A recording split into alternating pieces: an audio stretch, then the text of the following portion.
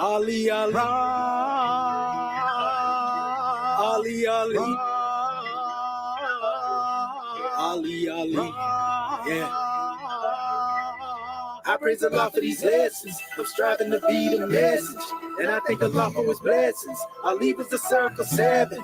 I praise the Lord for these lessons. I'm striving to be the message, and I thank the Lord for his blessings. I'll leave us the circle 7. I praise the Lord for these lessons. I'm striving to be the message, and I thank the Lord for his blessings. I'll leave us the circle 7. I praise the Lord for these lessons. I'm striving to be the message, and I thank the Lord for his blessings. I'll leave us the circle 7. I praise the Lord for these lessons. I'm striving to be the message, and I thank the Lord for his blessings. I'll leave us the circle 7. I praise the Lord for these lessons. I'm striving to be the message, and I thank the Lord for his blessings. I'll leave us the circle 7.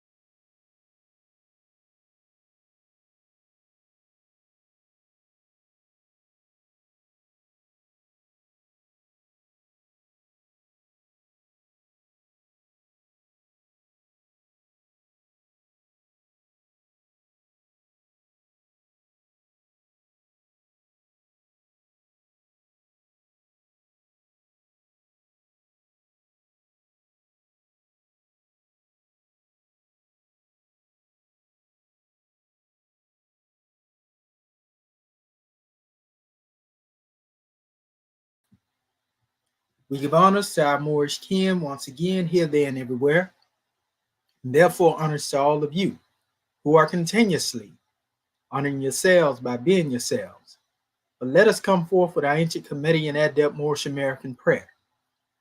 And as we come forth, we ask that you open up your hearts and minds as we open up the way. Islam, Islam, Islamism. Ya Allah ebnu heru makuneteru. Ya Allah ebhet heru. Ya Allah ma'at heru. Ya Allah hotep heru. Ya Allah heru. Ya Allah ma'at herakuti. Ya Allah ahwajeta juti. Ya Allah per insutek per im heru. Ya Allah bamaduti. Al-Hajjat Shepsis Rab to Ali. I mean, Halias, Halias, Halias. And that is the same Moorish kin in transliteration. O Allah, the Father of the universe. O Allah, the Father of love. O Allah, the Spirit of truth. O Allah, the Spirit of peace. O Allah, the Spirit of freedom. O Allah, the Spirit of justice. O Allah, you are my protector. O Allah, you are my guide. O Allah, you are my salvation by night and by day. O Allah, through your holy prophet, O Allah, Drew Ali. Amen. Aliyassa, Aliyassa, Aliyassa. Islam, Moorish kin. And now we come forth before you with the divine constitution of Moorish America, salvation, our God, unity, the 7 supreme constitutional acts of law. Act 1, The Grand Sheik and the chairman of Moorish America empowered to make law and enforce laws with the assistance of the Prophet and the grand body of Moorish America. The assistant Grand Sheik is to assist the Grand Sheik in all affairs, if he lives according to love, truth, peace, freedom, and justice, and it is known before the citizens of Moorish America. The bylaws, Act 2. All meetings are to be open and closed promptly, according to the Circle 7 in love, truth, peace, freedom, and justice. Friday is our holy day of rest, because on a Friday the first man was formed in flesh. On a Friday the first man departed out of flesh and ascended unto his Father God Allah. For that cause, Friday is the holy day for all Muslims all over the world. Act 3. Love, truth, peace, freedom, and justice must be proclaimed and practiced by all citizens of Moorish America. No citizen is to put in danger or accuse falsely his brother or sister on any occasion at all that may harm his brother or sister, because Allah is love. Act 4. All citizens must preserve these holy and divine laws, and all citizens must obey the laws of the government, because by being a Moorish American, you are part and parcel of the government and must live the life accordingly. Act 5. No organization of Moorish America is to cause any confusion or to overthrow the laws and constitution of the said government, but to obey hereby. Act 6. With us, all citizens must proclaim their nationality, and we are teaching our people their nationality and their divine creed, that they may know that they are part and parcel of this said government, and know that they are not Negroes, colored folks, black people, or Ethiopians, because these names were given to slaves by slave holders in 1779 and lasted until 1865 during the time of slavery. But this is a new era of time now, and all men now must proclaim their free national name to be recognized by the government in which they live in the nations of the earth. This is the reason why Allah, the great God of the universe, ordained noble Drew Ali the prophet to redeem his people from their sinful ways. The Moorish Americans are the descendants of the ancient Moabites who inhabited the northwestern and southwestern shores of Africa. Act 7. All citizens must promptly attend their meetings and become a part and a parcel of all uplifting acts of Moorish America. Moorish Americans must pay their dues and keep in line with all necessities of Moorish America, and then you're entitled to the name of faithful. Husband, you must support your wife and children. Wife, you must obey your husband and take care of your children and look after the duties of your household. Sons and daughters must obey father and mother and be industrious and become a part of the uplifting of fallen humanity. All Moorish Americans must keep their hearts and minds pure with love and their bodies clean with water. This divine covenant is from your holy prophet, Noble Drew Ali, through the guidance of his Father God Allah. Prophet Noble Drew Ali, peace and blessings be upon him, founding father and framer of the divine constitution and bylaws of Moorish America. And now that this meeting has been opened according to the Triune Acts, Acts 1, 2, and 3 in love, truth, peace, freedom, and justice, we say Islam, Islam, Islamism. The providence of Allah is ever all his works. He ruleth and directed with infinite wisdom. He had instituted laws for the government of the world. He had wonderfully varied in all beings, and each by his nature, conforming to his will. Shemotepu Moorish King. Peace and love.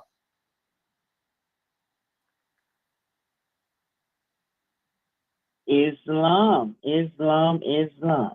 Islam, Islam, Islam family. I am Divine Minister Dr. Muted.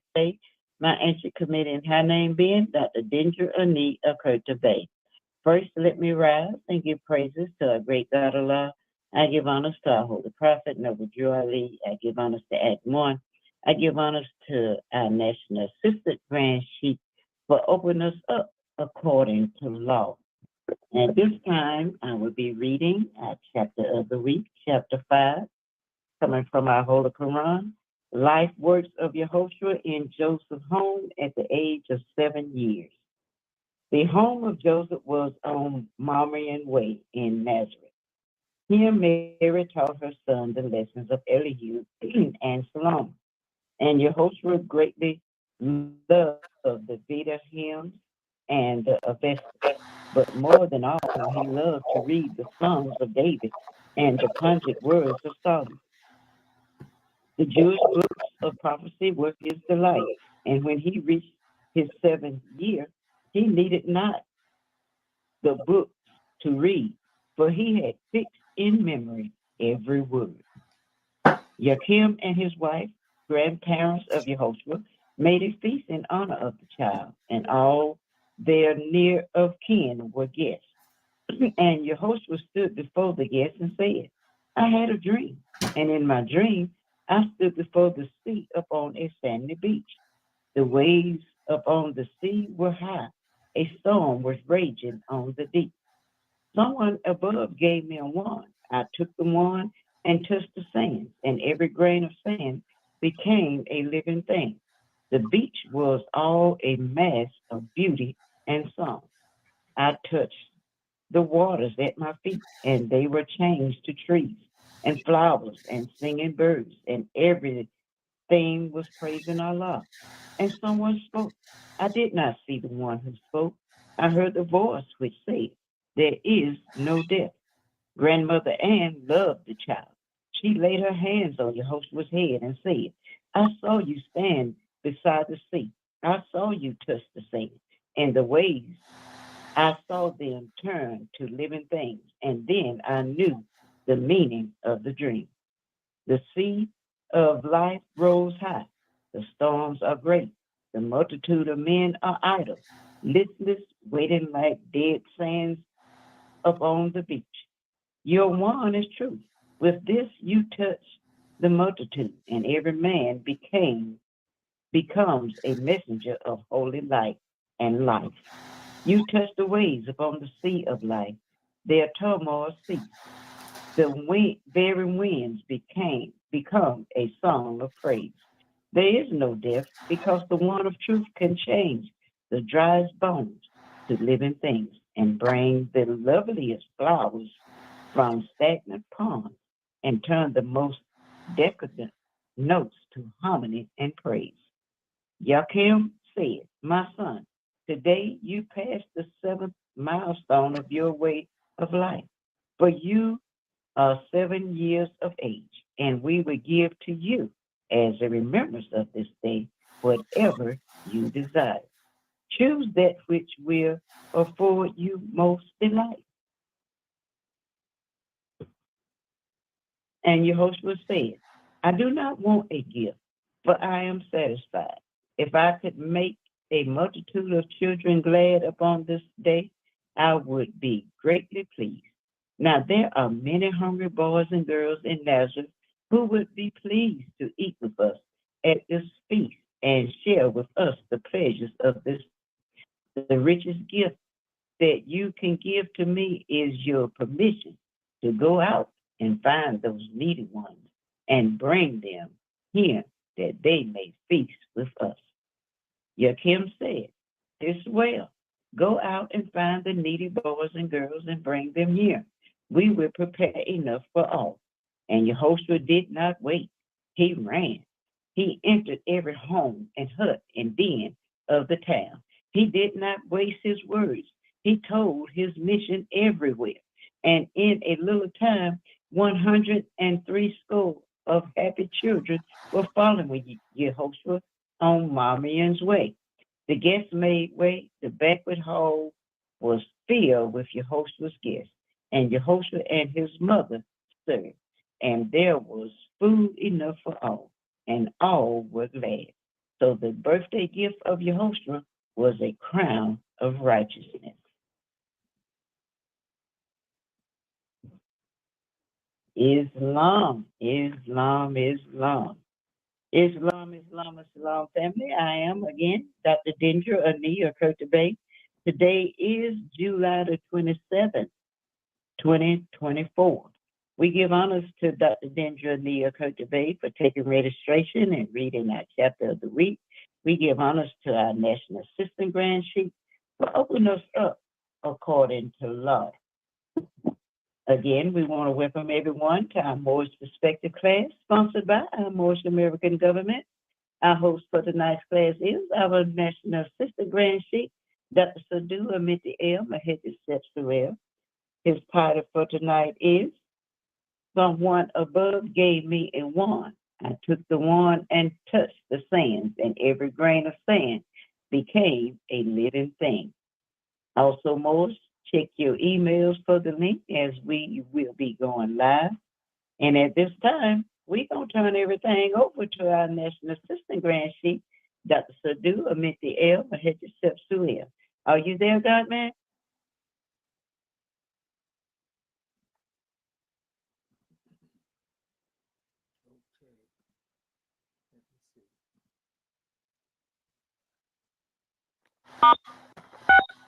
Unmuted.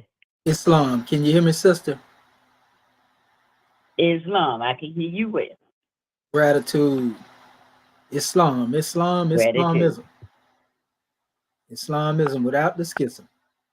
Want to rise upon the seven within the circle of justice, mercy, love, and right, and give all praises to the great God Allah, Father God Allah, and honors to his holy prophet, honors to our holy prophet, Noble Drew Ali, Al-Hajj Sharif Abdul Ali, that is. We give honors to our Moorish kin once again, here, there, and everywhere, and therefore honors to all of you who are continuously honoring yourselves by being yourselves. We give honors to our Grand National Seal. We give honors to our Grand National Emblem, National Flag, Divine Constitution, and bylaws, and honors to all of you who are indeed a living manifestation and personification of everything. And I do mean everything that our Holy Prophet brought to make us a nation. I want to welcome you to another Moorish Perspectives. I'm your host instructor, Dr. Shahid Imania Mohadi Shabazz El. And my ancient Comedian high name being the same as Dr. Shedawu Mintiel Muhammad Shepsuel. And we have a grand draw at Moorish Kin, as always, to bring on the manifest. Praise be to Allah, Islamism without schism. We give honors to all of our Moorish kin, for all it is that you do, all it is that you have done, and all it is that you will continue to do when it comes to uplifting fallen humanity. Praise be to Allah. This is a grand drawing that we had to bring on the manifest. And our subject title, coming forth from our present chapter, the life works of Yehoshua in Joseph's home at the age of 7 years. And when we go into this special chapter, what we find is a grand drawing in many different aspects as it relates to dealing with what we call really the raising up of our consciousness into divinity. We have been given many grand measures in relation to this special subject matter. And it's a grand drawing that we can bring these things forth to our family in order to bring forth more clarity, because that's what we're here to do, bring forth clarity, in mind, also that our people will be able to make these things applicable to themselves and not just look at it as just some history to be recited, over and over again without having backing in the meaning behind it. We got some grand drawings to bring forth to our family tonight in relation to dealing with our subject matter, dealing with Ayat 7, which is someone above gave me a wand, and I took the wand and touched the sands, and every grain of sand became a living thing. Now, a lot of time when we hear things like this, if we're not careful, we get into the realm of fairy tale and make believe, but we have to understand that when it comes to dealing with language and we deal with symbolic communication, that symbolic communication is touching upon a symbol or a sign and symbol for those who have conscious mind as men and women and those who seek understanding. So a lot of times we can use symbol a symbolic speech to tap into a portion of the consciousness that is normally unreachable when it comes to just saying something plain. Many times people take things for granted until you really bring about a punchline, so to speak. For those who know what punchlines are, in the realm of, what they call rhythm and poetry, a rap, a punchline is something that most definitely strikes to the core of one's thought pattern, in order to get their attention. And this is much the way that these signs and symbols function when it comes to striking a particular chord within our consciousness. So once we understand from this aspect, that's a grand draw in and of itself, a very powerful measure. And we want to give our people some real background in relation to dealing with part itself, to what we are referring to. We need to know what is referred to when we make certain statements. Some of us have a little familiarity based upon, those things already.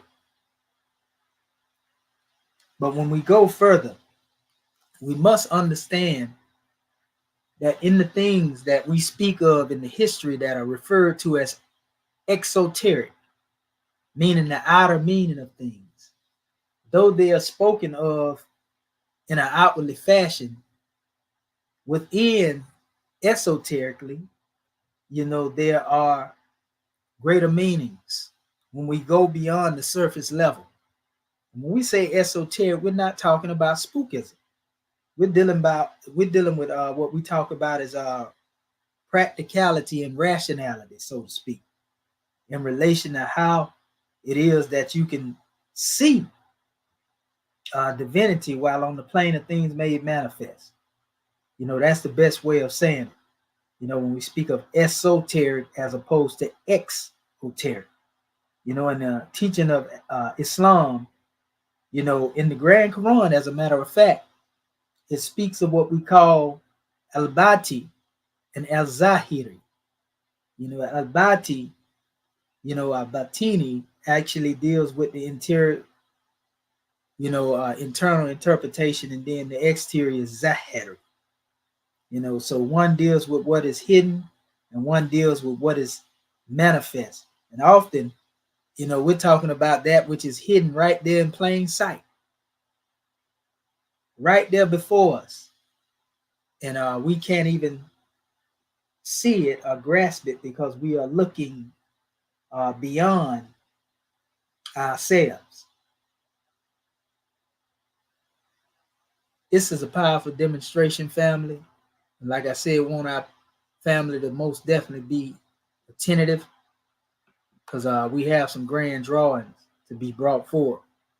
There's an ayat that actually precedes ayat 7, which is ayat 6. We want to emphasize on 7 for a particular reason. But ayat 6, as it comes forth as the harbinger of ayat 7, it states, the waves upon the sea were high, and a storm was raging on the deep. So this means, if it says that a storm was raging on the deep and someone gave me a wand, and I took the wand and I touched the sands, and every grain of sand became a living thing. When we look at it from that aspect, then it was a lot of turmoil that was being demonstrated within the sea, so to speak. You talking about raging on the deep and everything else, man, that means that you could tell what was going on beneath the sea by looking at the activity that took place above the sea, above the surface level. You can tell, if you could see what was going on the top and tell, man, it was, this is bad, and what's really going on at the bottom. you definitely don't want to find yourself at the bottom of the sea in that special activity, so to speak. You want to be above, and you can demonstrate, some saving power, so to speak, right? So want to keep that in mind too. And in fact, by the time we get done with this measure, we should be able to go within the self and understand what it means to be saviors of the self, as opposed to looking for a savior outside of the self, because we have been given everything it is that it takes to save a nation, and all we have been told is to take it and save ourselves. But how many of us have taken that instruction and truly moved forward with that? Allah knows best. You see, I want to come out of the Dictionary of Symbols, and this was by Sean Cavalier and Alan Gibbert, translated by John Buchanan Brown. This particular dictionary of symbols goes into the definition of words that are very important when it comes to dealing with symbology. And they mostly touch on a lot of the definitions as they go across all of the schools of thought, so to speak, when it comes to dealing with lofty thinking or lofty teachings. In this particular book on page 1090, the definition is given to the word wave. I wanted to find the word wave. I wanted to find also the word that deals with what we call wand, and also the word sands. Starting with the definition of the word waves, it states, in Greek legend, the Nereids and granddaughters of Oceanus personified the countless waves of the sea. They were very beautiful, spent their time singing and their weaving and embroidery, swimming with the dolphins, trailing their long hair. Such images and activities derive from the way waves weave and underweave in their watery patterns. It says, to a solemn and soothing sea music. The Nereids, it states, played no active part in mythology, and like them, waves symbolize passive principle, the attitude of those who let themselves be blown away with whatever the waves carry them. The waves may, however, be stirred to violence by external forces, and their passivity as dangerous as to their uncontrolled activity. They stand for all the power of massive inertia. Waves roused by the storm have been compared with dragons roused from the depths. In this instance, they symbolize the sudden inroads of the unconscious, another mass on the psychic plane. Its inertia, deceptive, spurred by instinctive impulses to attack the spirit, the vessel of the ego, with reason at its helm. Irish legend conjures up the ninth wave, and the term is used to define the limits of territorial waters. When the Goidels reached Ireland, at first they were repulsed by the magic of the Druids. The Druids, for those who are familiar with the Druids, it says of Tuatha De Danann, they withdrew temporarily in a ninth wave distance from the shore. Waves, however, possess religious and magical properties. Mornan, the son of the usurper Capri, Sennacherib, a cat's head, was born deformed. His father, Stuart, cast him into the sea. But when the ninth wave washed over him, it gave him human shape, and he began to speak. One of the sons of the goddess or mythical character, Ariadnehad, a silver wheel, was called Dylan Iltum, Dylan, son of the wave. This goddess symbolism is that of water, which is both the womb in which the individual takes shape and a source of life and purification. As in the case of flames or clouds, to delve into the waves indicates a break with one's normal lifestyle, a radical change taking place in ideas, attitudes, behavior, and life itself. This symbolism should be compared with that of baptism, with its two phases of immersion and resurgence. In the Old Testament, waves symbolize particularly insidious mortal dangers of both the physical and moral order. Now, what we're getting into here, because they got many definitions, you'll see them come from Kemet, you'll see them come from, many different legends, a mythos in this particular book.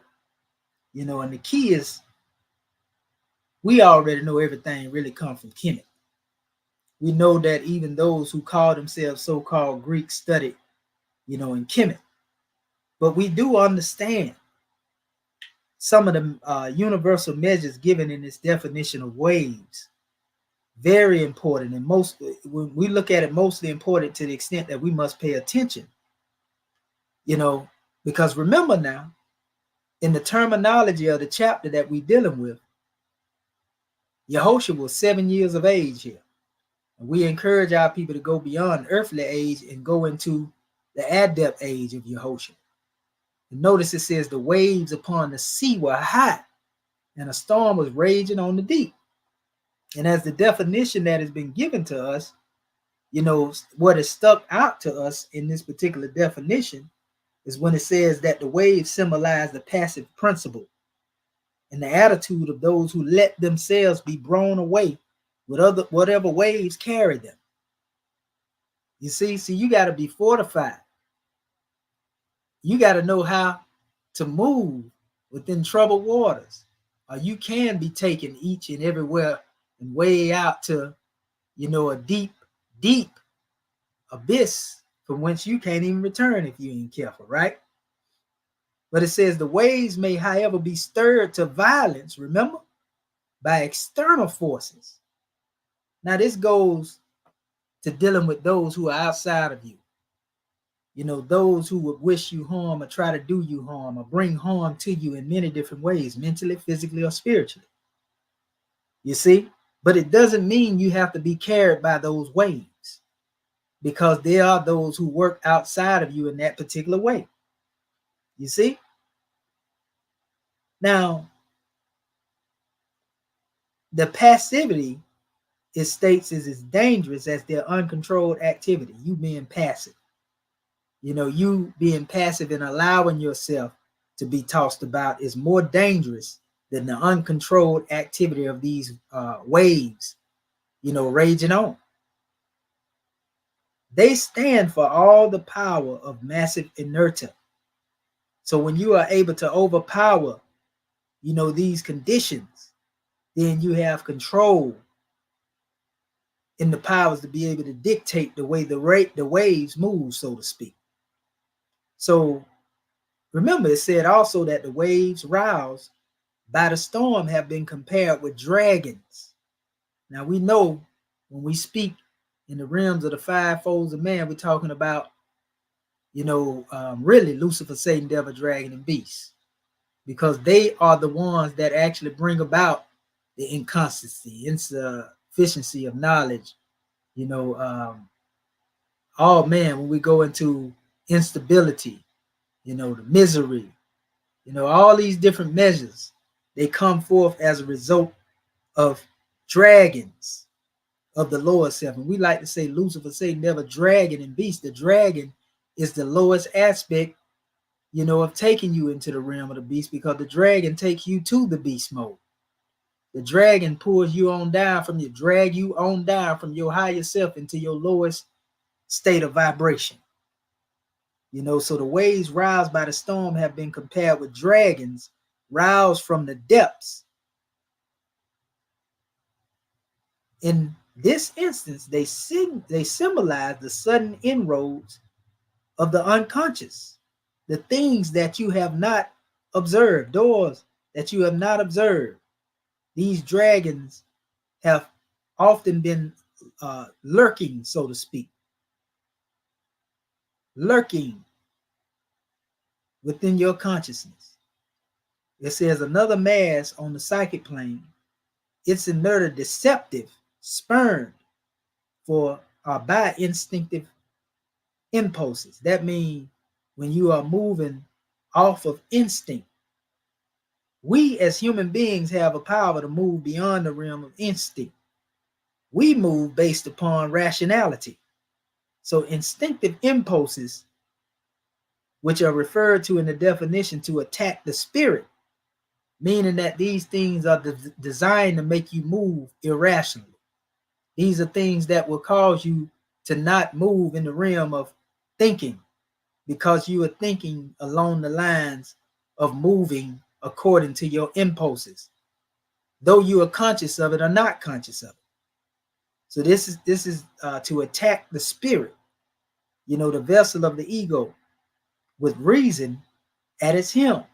Now, reason shouldn't be at the helm.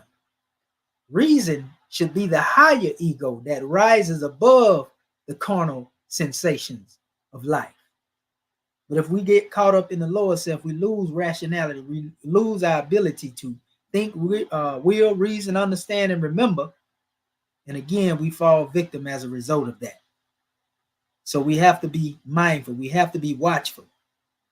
And again, going into the last closing portion, where it was also speaking of, these waves, how they have to do with a break with one's normal lifestyle.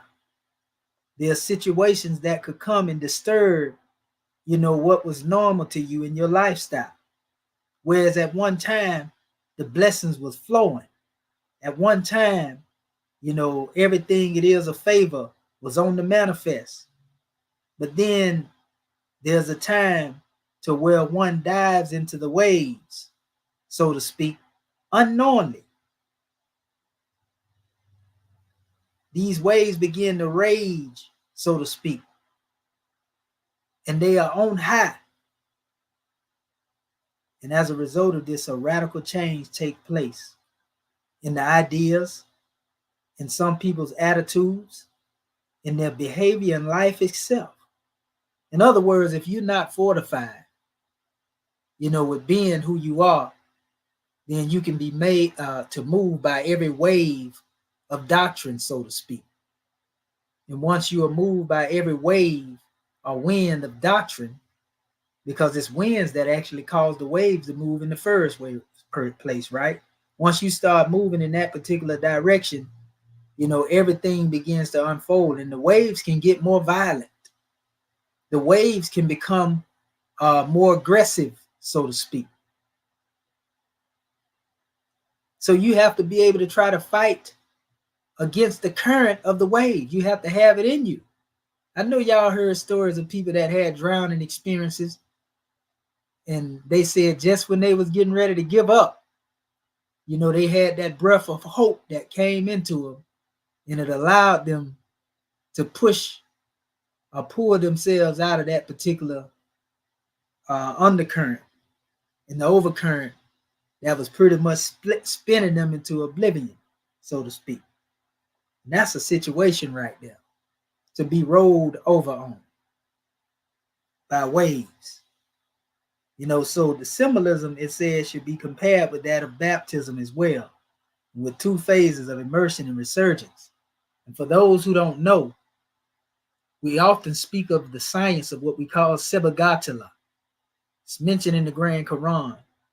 And Sibagatala has to do with being immersed in the divine wisdom. It also has to be doing with being immersed into the law of the great God. It says we take on the baptism of Allah in the Grand Quran. It's not talking about having your head slam dunked behind an altar, in some holy water. All this is speaking of you being immersed in the knowledge of consciousness and how to live morally. And once you are at a state of morality that cannot be reproached, so to speak, by the things that occur around you or what goes on in your presence, while you're able to demonstrate this, you are immersed in the wisdom to the extent to where you are in the world, but you are not of the world. So the laws of physicality are not your reality. The laws of physicality, they don't govern the events. In fact, you are the law that is in accordance with governing the event, because you have the ability to govern your conditions. You see, that's if you know self. That's a powerful definition when we deal with the definition of the word waves. You see, the waves upon the sea were high. Storm was raging on the deep. How many of us have found ourselves in situations where the waves of life, this sea of life, were raging on high? How many of us have found ourselves in this particular situation? And they became raging violently. I mean, one situation after the other. You got to be strong in that particular situation. It's easy to say it, but it's another thing to deal with it. Where nobody really knows what you're going through but you. And the Most High, the great God Allah. Where you can't look to nobody but the great God Allah to aid and assist you. You see?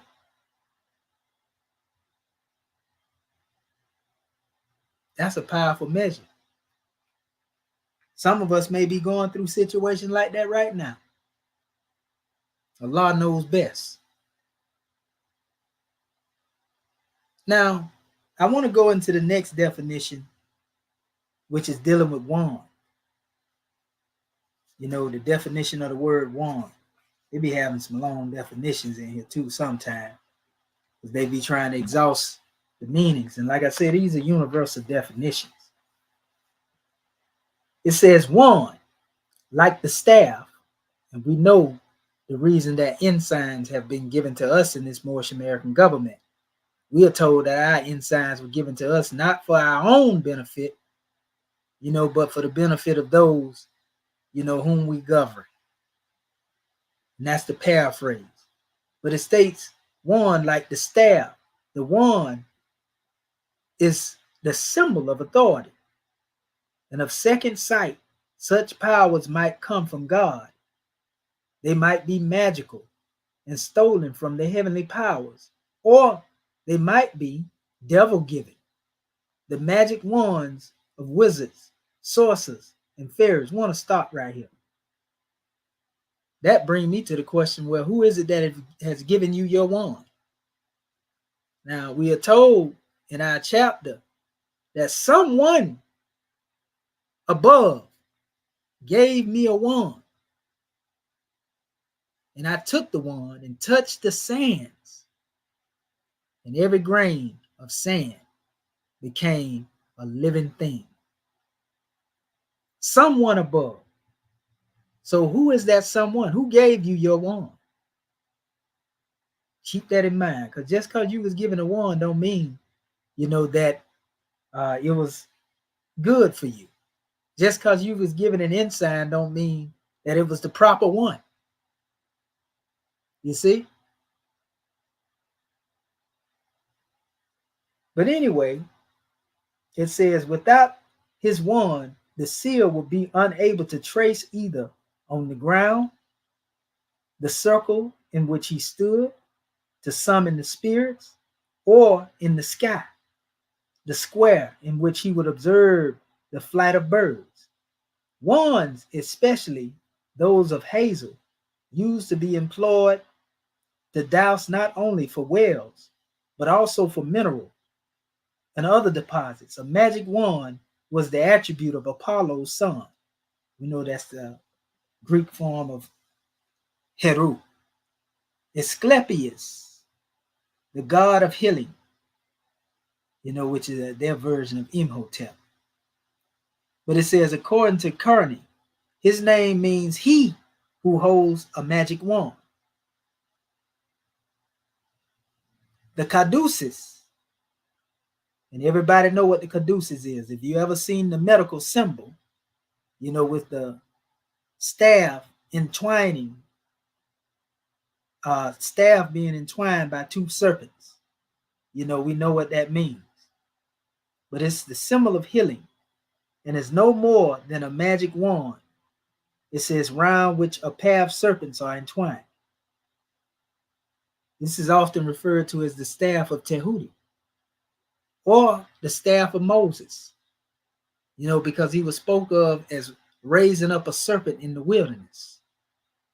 All that's symbolic, to these serpents, or a serpent intertwining, so to speak, or entwining, what we call, the pole or the staff, so to speak. There is a macrocosmic view of this, which has to do with what we call pivoting the axis of creation, where there is what we call a halaxial energy grid, that's always moving in ascension and upwards. Just like if you ever seen CGI expression of what we call the DNA strand, this demonstration is always moving in an upward halaxial motion. This is the actual motion of everything it is around us. And I always get an example of the energy grid being evident by when you see wind blow. And I ain't talking about literally seeing the wind. I'm speaking of when you see the effects of it. If you notice, you will see dust moving in a sand dune-like fashion. It's moving in a cyclic pattern. If it's some paper get caught up in it, you'll see it moving in a circular pattern, because this is the grid that's moving upward, so to speak.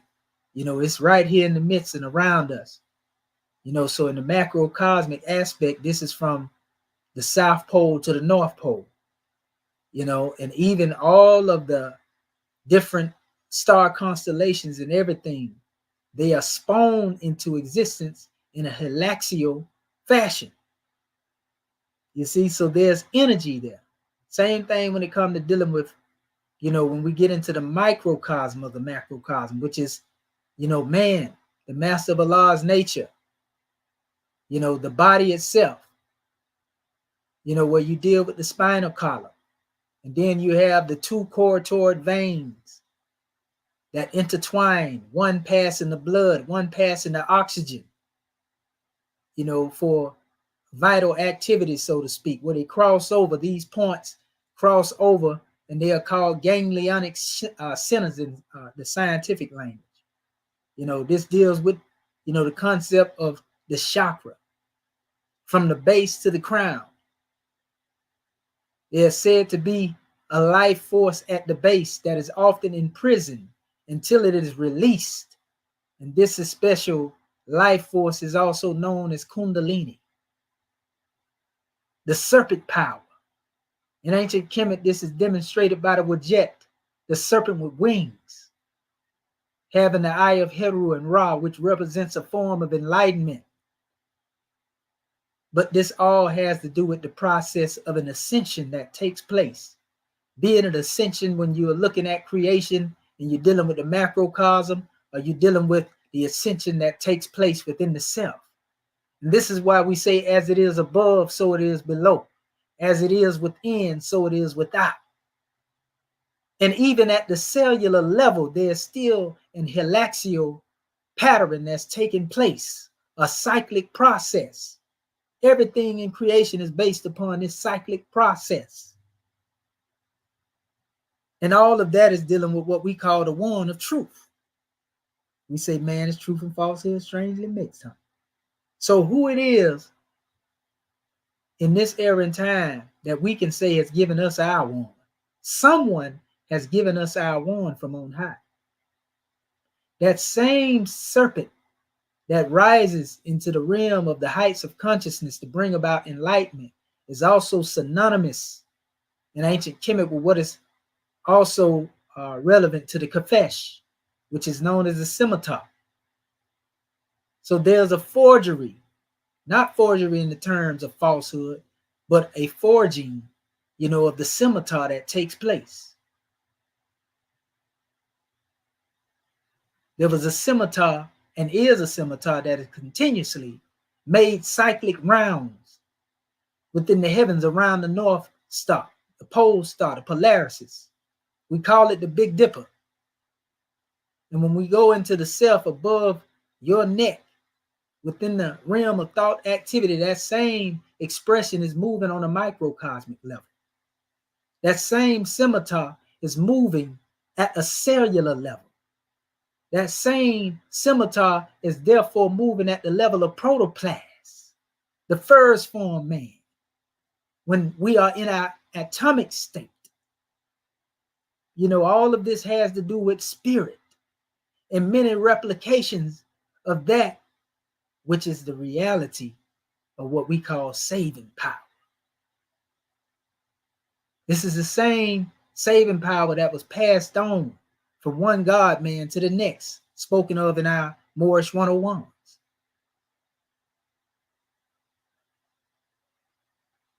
So someone on high was able to give us a wand.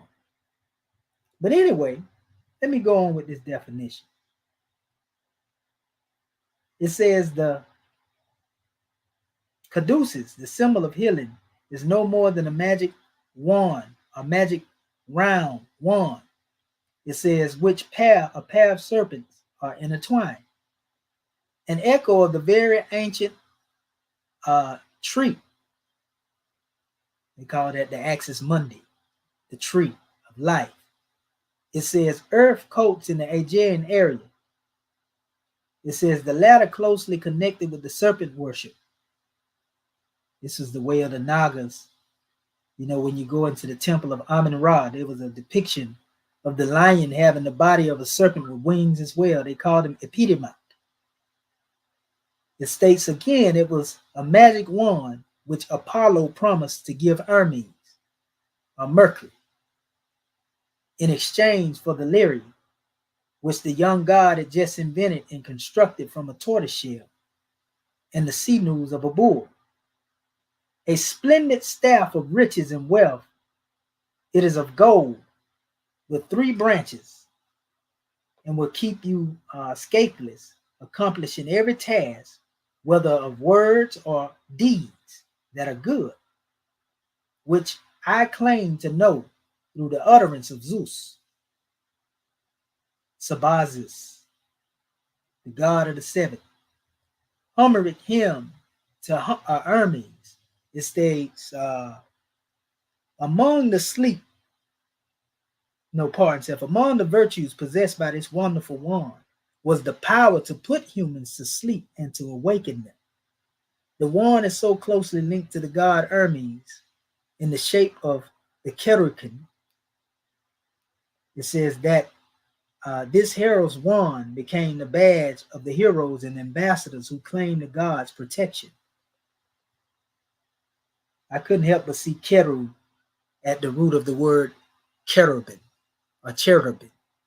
And the cherubim represent spirits of protection, angels of protection, exalted hosts of protection in the highest realm of what we call third heaven.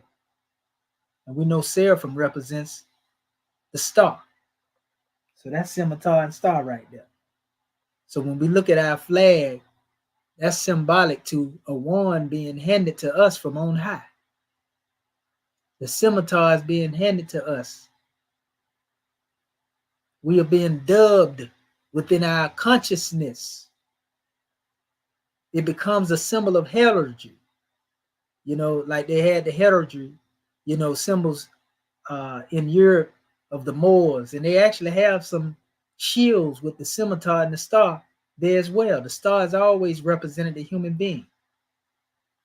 So it was the consciousness, because the hand is symbolic to the mind. So it was the consciousness that the wand was being passed into. The scimitar was being passed into. In our case, it states the wand was the what they call the Celtic instrument. Some people say Celtic, but it's really Celtic instrument of magic above all others, and the symbol of the Druids, the power over elements. And it says the Ulster Druid in Sinca had only to wave his wand to silence utterly all those around him. See, we always talk about having the power to stop our enemies from thinking. You see? In the Piscean records, there's a drawing where it speaks of ones having to shut their mouth at the truth. You see? A lie can't persist or stand in the presence of the truth. You know, truth will always knock the brains out of falsehood. See, that's another symbolic expression. So anyway, it goes on to state that the Ulster Druid in the Sinca had only waved his wand to silence utterly all those around him. However, it was more usual for the Druid to touch a person with his wand and change the latter to some other creature, generally a bird, such as a swan, or a pig, or wild boar. In the 7 grades within the Irish Bardic parts of order, it says the doctor, or what they call the Olama, was entitled a golden wand. The fowl of the 2nd rank to one of silver, of the other grades to bronze wands, and the heralds of early Capetan line of French kings carried a holy wand which not only served as a badge of office, but above all stood for the monarch's power. Palomacy is the art of fortune telling, and by using small rods or wands, and was not only practiced throughout the East and China, but Germany as well. It was customary to strip the bark from one wand and to retain it in another one. It says so they could play the roles of the heads and tails, or else pre-select one as the mark of good and the other of ill omen. And then when they fell, if one lay above, the significance of the uppermost was the one accepted, so to speak. You know, it also says radmadamacy, fortune telling in future, using of a stick of palomacy. It says endowsing unduly, all have the same distinct ancestor. For since wands and staves all come from trees, their use on the human level must surely be that of the hand of God, since God merely had to touch something to give it shape or create it. Similarly, the magic wand would change something from its existing shape, or as Circe's guests were changed into a swine when she touched them with her wand, and the pumpkin from the kitchen garden into Cinderella's splendid coach. The magic wand is the badge of an individual's power over material things, when that power is derived from the superhuman. In the Old Testament account, Numbers 17, of the budding of Aaron's rod, the rod itself symbolized a group and an individual with whom it was identified. Now that's a powerful demonstration, because they're referring to the wand as a rod in Numbers 17, but it represented not only an individual, but a group. So we can look at this as it applies to us. Not only has there been a wand that has been given on high to us on an individual basis, but there's a wand that is given to us on a collective basis, which makes us become the wand. We are told that man is the truth and the truth is a law. We are talked about the wand of truth in this particular chapter. You see, so not only can you touch your people with your consciousness, your awakened mind, but that as a collective, the wand we become is more potent. We become the wand by which our holy prophet is actually stirred in the ethers. You see? So though we have, again, that instrument of our utilizing our own consciousness as such, our holy prophet and the great God Allah through our holy prophet is utilizing us as a wand. And we already know what it states in the chapter we are able to do with the wand. When we touch the multitudes, we're able to make dry bones live again. That's a powerful drawing. Let me finish this definition. But again, it says, when the rod budded, the family itself was regarded as prospering. Furthermore, once it had been distinguished by its budding, it symbolized God's choice. And that's what we are right now. You know, we bud. We in an embryo state. But that doesn't make us any less the choice of the great God Allah than anybody that has already become a nation. Furthermore, once it has been distinguished by its budding, it symbolized God's choice and the authority invested in the family which he had chosen. This authority made the chosen person an intermediary between Jehovah and the children of Israel.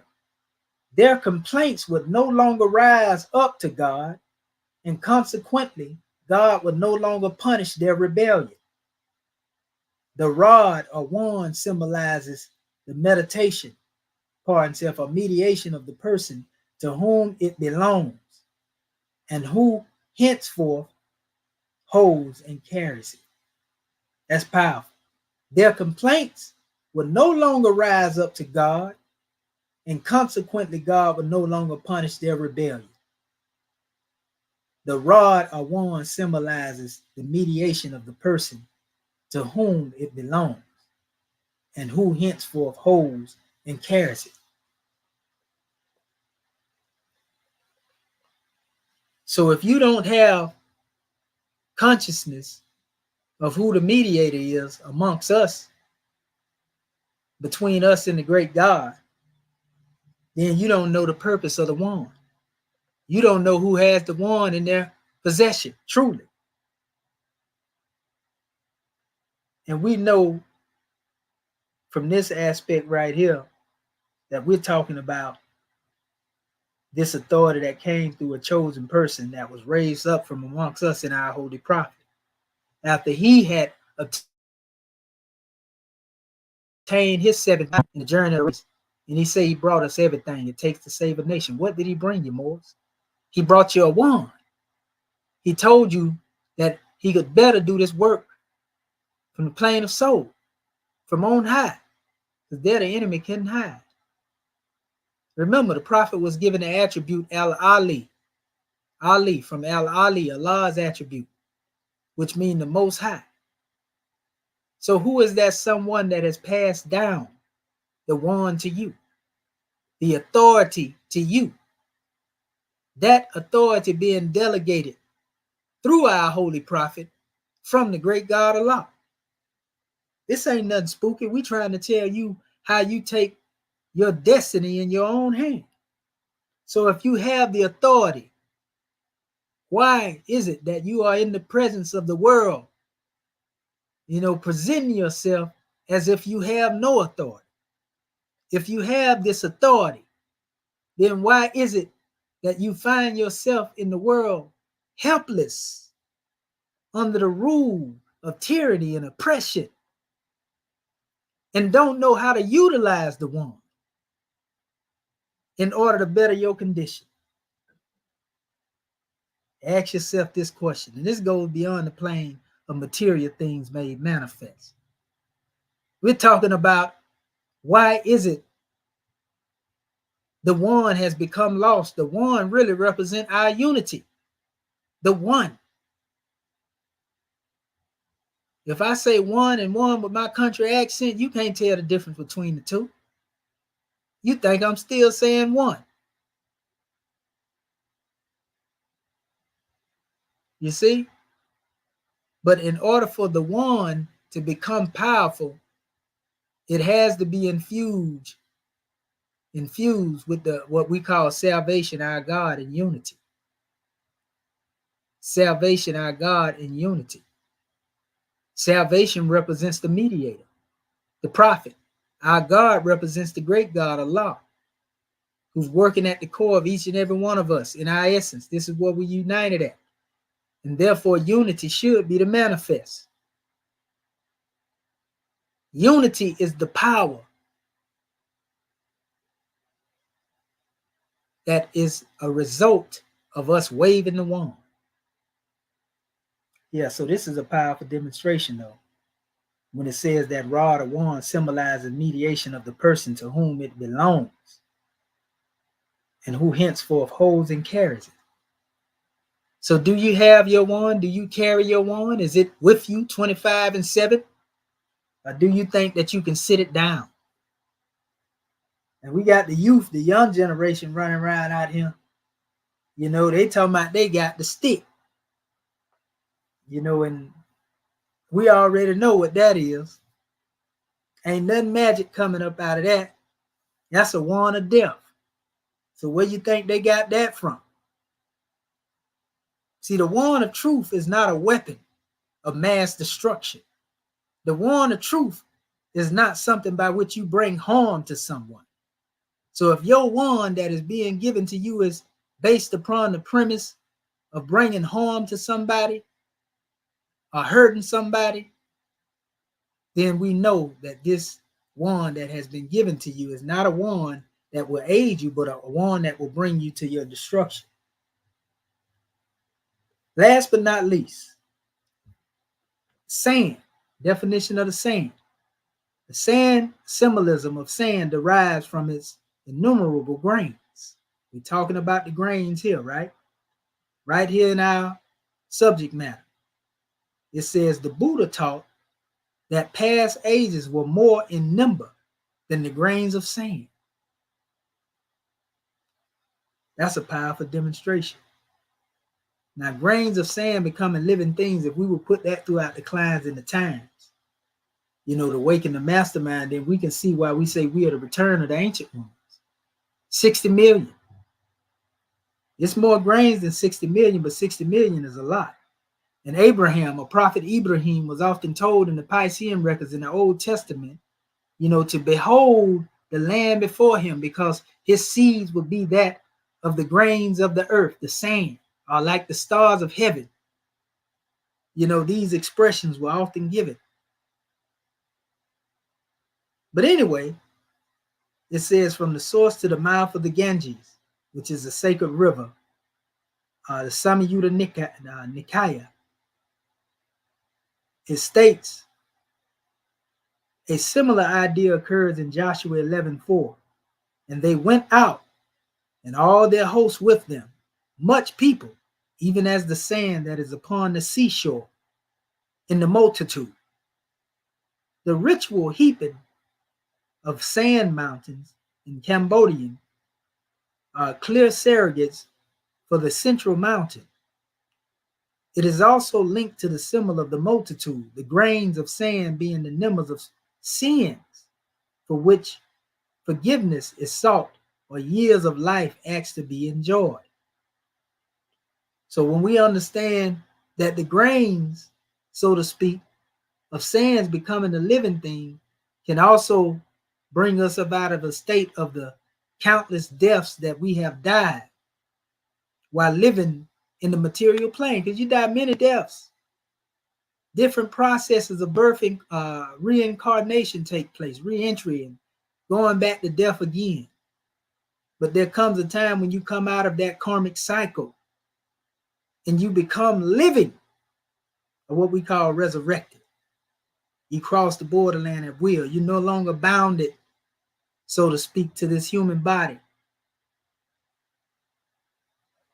You transcend by means of thought.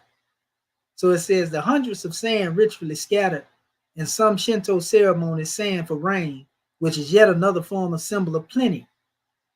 In special circumstances, Islam uses sand instead of water for ritual ablution.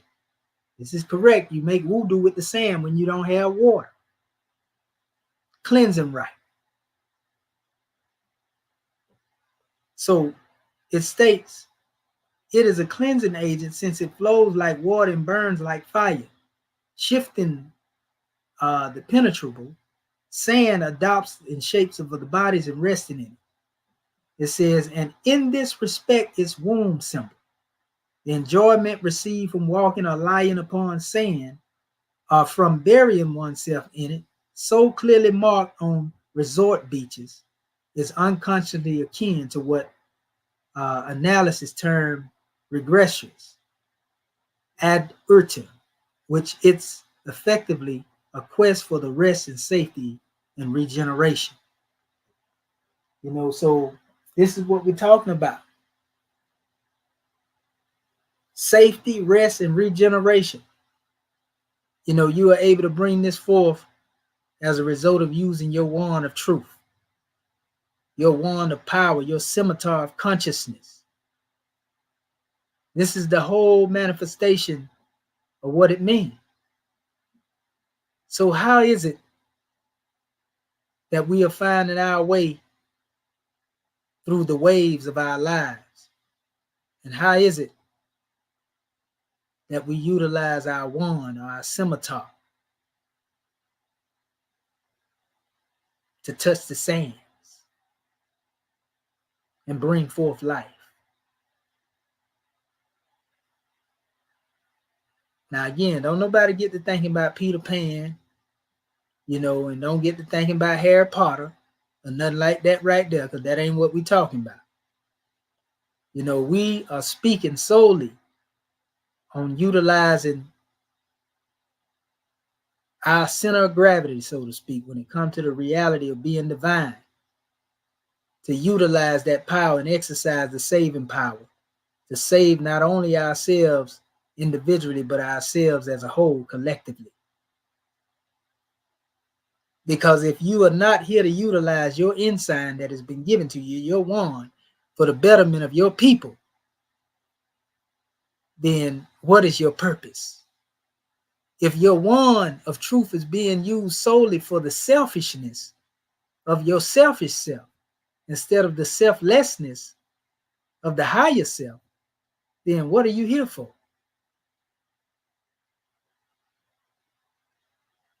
You can't utilize your wand without knowing your purpose.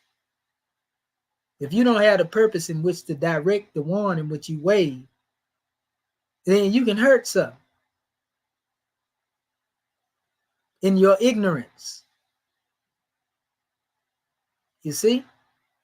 So we give praises to the great God Allah for sending us a holy prophet who gave us an instruction manual when it comes to using our wand. For those who receive scimitars, from Act 1, they know it came with an instruction manual. You see? We too came with an instruction manual. There comes a time where all of us have to become the Circle 7 made manifest in the flesh. Everything it is that we want to see, we got to be. This ain't just philosophy. These ain't just good words that are spoken. These are words of power, which if taken seriously, will stir up your ethers and raise you up above the sun, moon, and stars, and are all around the almighty throne of Allah, like the prophet said. But we must first realize that Prophet Noble Drew Ali is alive and well. He's not dead. He observes everything it is that we have done, and he knows what it is that we will do, because he's not looking through the lens of carnal eyes. He's looking from on high with divinity. Anybody know that if you went on high on the manifest, if we were to go up to the top of the pyramid and get to the very capstone and look out in every direction, we can see exactly what's going on. We can see way better than we could if we were just at the base, at either one of the corners. But when you go into the heights and you on high, you can see everything. You have the ability to look in the future. And this is the same measure when we go up to meet the chiefs on high, the ancestor, the prophet. we have the ability to look into the futurity of the great God Allah. And that has to do with spiritual maturity. Because ain't no MBC getting up there. Can't no MBC comprehend that. You see? So yeah, this is a powerful demonstration. If somebody had to pass you a scimitar, it had to come from on high. It didn't say that a scimitar was handed to me, or somebody from below handed me a wand.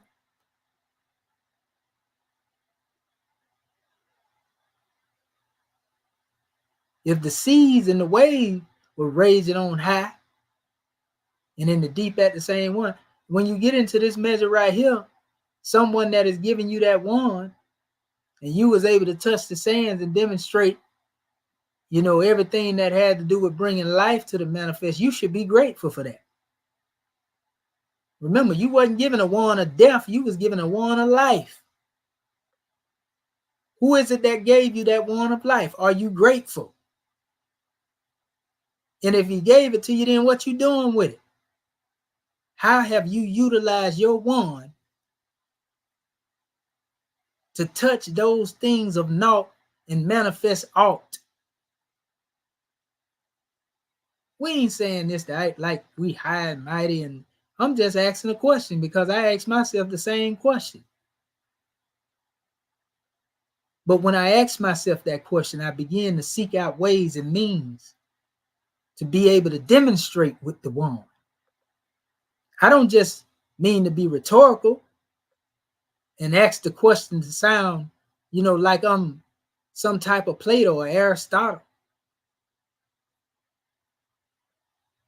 We ask this question because we seek to bring about a solution now that we know what the problem is. You don't continue to rave on, moan, groan, and complain about the problem, and you're not willing to work or demonstrate with a working knowledge in order to bring about the solution.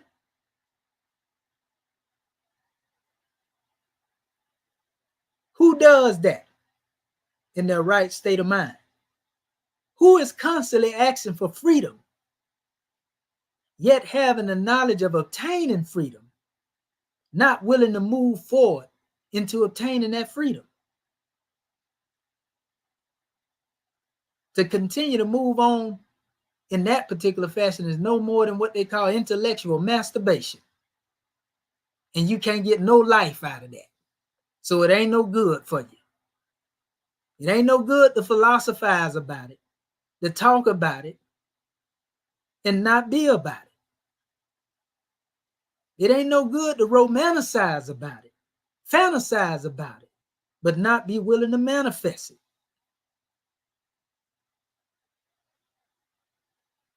So yeah, all that other stuff make you feel good, but it ain't gonna bring you no life.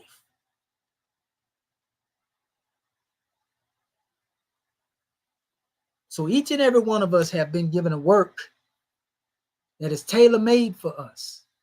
And that work so happened to be our wand. So what you doing with your wand?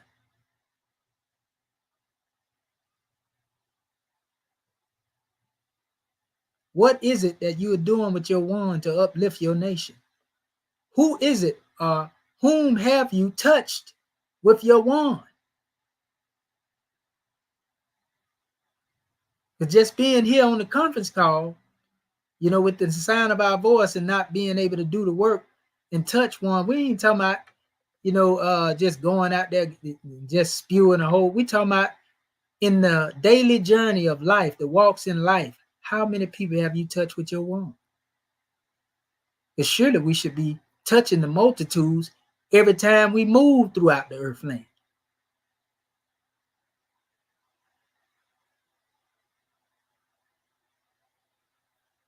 See, these lessons I don't claim to be so much as a master of. I'm striving to master myself.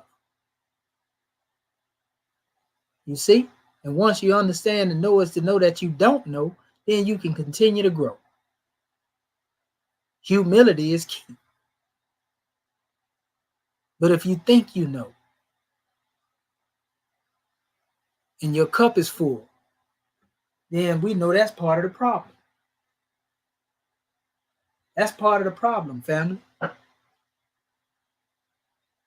So, this is a powerful drawing that we're dealing with in relation to dealing with what our prophet brought us. And we can go into so many different lessons and blessings, as they have been given. But we also understand that nothing will change when it comes to our condition unless we are here and willing to change it. So the question is, for example, when we are here demonstrating, are we here to listen, to respond in the way that we feel like that we want to be rebellious against what it is that we heard because we think we know better? Or are we here to truly receive that which inspires us to go into the heights of our own divinity?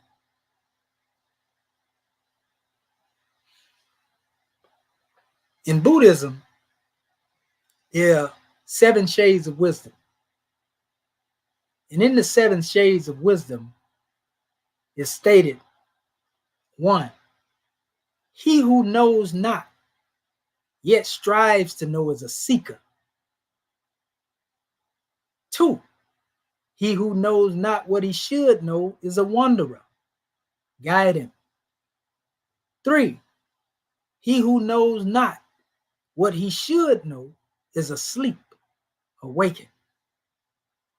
4, he who knows not and fears is a slave.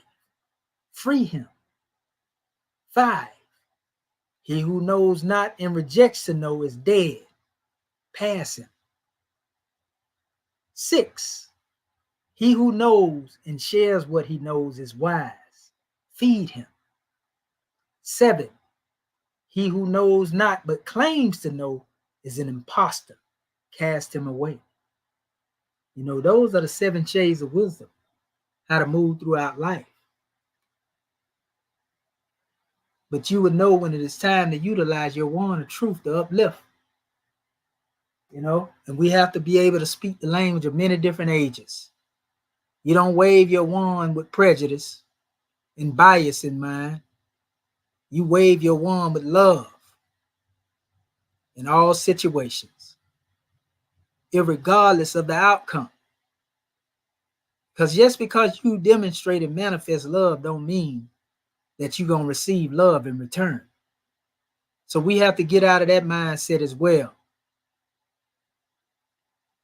You have to be able to see love irregardless of the condition that you have before you. We just seen one of our sisters get took off the count recently. And all she said was, I rebuke you in the name of Jesus. Europeans say, you better not do that, and pull out his weapon immediately and gun the sister down. See, somebody gave him a wand. It wasn't the kind of wand that we have. But we bear witness that there is a spiritual war that is being waged right now. These are trying times, Moorish kin. And some of the very elect will be deceived.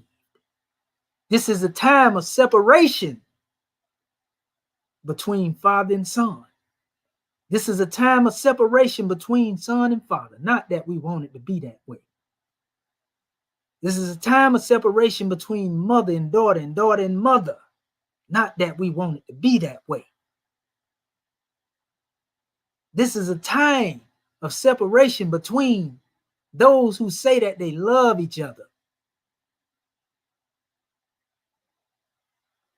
Be it friends and family, spouses. This is a trying time, and only the strong will survive. This is the time of some of our people leaving and dropping this guard unexpectedly. This is a time of us being separated from wealth and materialism. All of those things that had to do with the plane of things made manifest.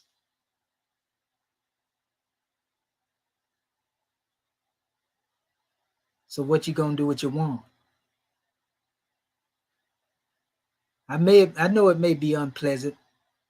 Some people don't feel like this may be economically sound for me to talk this way. Some people feel like they can't benefit from what's being said here because they believe that this ain't got nothing to do with them. How would it be allowed to utilize according to their present concern? But if one thinks like that and is thought in those lines and think that we just talking out our neck because we like to talk and get out here before the masses because we want to be seen to speak, you done lost your mind.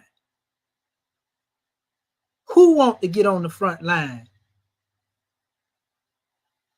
and get out here to try to teach a people, a mean, stiff-necked set of people that ain't never did nothing but at the point of a scimitar? Who want to get out there and do that in spite of, except somebody that really love their people? They don't get paid to do it. They don't get no accolades and rewards to do it. They ain't looking for no accolades and rewards to do it. They ain't looking to get paid to do it. They do it because they love their people. Who do you know out here that's willing to demonstrate that? Being hated by the very people that you try to teach. Being misunderstood as the adversary by the same people that you come to uplift. Who want to do that and keep doing it except somebody that really love their people?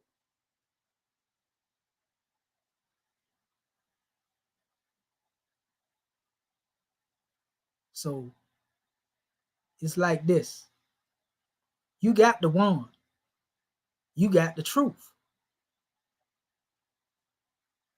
So your outcome will depend upon how it is that you use it.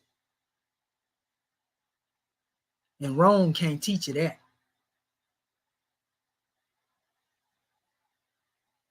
And that ain't no one above that bingo claw that they call the crescent on the Shriners Fairs neither. That's an instrument of death. So we just say gratitude to our Moorish kin. And at this time, we're going to open up the floor. So Islamism without the schism, peace, love, and law at all costs. And we stick to our subject matter. You know, again, our subject matter coming from Ayat 7.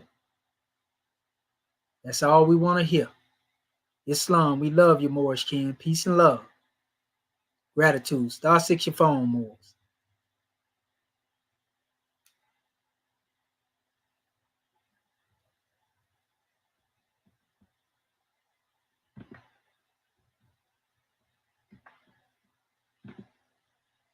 Islam. Is there anybody there? Grand National Secretary of State, do we have to start drafting early? Islam, that's Sister Curta Bay. Islam, it's me. Hey, you got the flow, goddess and queen. Gratitude, sister. Nobody want to come forward. I come forward. Islam. I'm not scared. Honors has already been given. Powerful class, Dr. Shaheed. I thoroughly enjoyed this teaching coming from Ayat 7.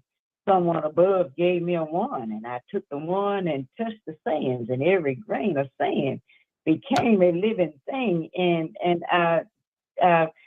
you touched so many points, and the ones that really stood out to me was when you was talking about the one, and you asked us the question. You know, who? I'm getting a feedback here for some reason. I don't have my computer on, but okay, maybe that's it. But I'm getting feedback. But anyway, you talked about who gave us our one in Islam. Is somebody mic open? I'm getting a lot of feedback. Sister Curtis Bay, are you open Okay. on? Are you open on? Are you open on your No, I don't. No, I'm not on my. I'm not on my computer. I'm just coming from my phone now. Okay, it must be somebody got their line on, so you shouldn't be hearing no Yeah, I think. Okay, Yeah, I think they just muted. Somebody had the line open. Islam. it's But anyway, you brought so many good points, and the thing that stood out to me, number one, when you asked us about, who gave us our one, and which one do you have? Did we have? Did we have the one of truth and the one of destruction? And that really stood out to me because it made me think about. Um, when Yehoshua was talking about the storms and talking about the winds and storms and things, and we know how in life sometimes you gonna have it's gonna be up and down, up and down. You gonna have good, and you gonna have bad. But which one are you gonna choose to follow? The one of truth or that one of destruction? That was so powerful to me because it made me think about too how prophecy for us to study self and see when I think about Yehoshua. See, Yehoshua knew his one came from on high, but see, when you haven't studied yourself and you don't know who made you, you can get confused and think that that lower self is coming from the higher self because it can trick you like that. But when you know who made you, when you keep your holy prophet out front, when you study these teachings, when you get on these calls and listen to these teachings and implement them in your life, then you will be able to distinguish between the good and the bad, the no and the ought. You'll be able to tell which one you gonna use, or which one it has been given to you, the one of destruction or the one of truth, where you go about, like you say, and you uplift people, you set people free, you heal people. You can heal people. That's not no spookism, y'all. You can heal people, and you going about with your one destroying people with your tongue, talking about this one and talking about that one, and pulling down your government, talking against your officials in this government, talking against this government, saying, you ain't doing nothing. See, that's the one of destruction. Y'all ain't doing nothing over there. You go over to say any negative thing that come out of your mouth against anybody in this government or any of your Moorish kin, that's the one of destruction. And also, God, man, you just wow, you made so many good points. And the other one that I really love is when you talked about how we might die, how we can die many deaths, and we keep coming through here. Through that cycle of birth and death, through that cycle of reincarnation, coming back and forth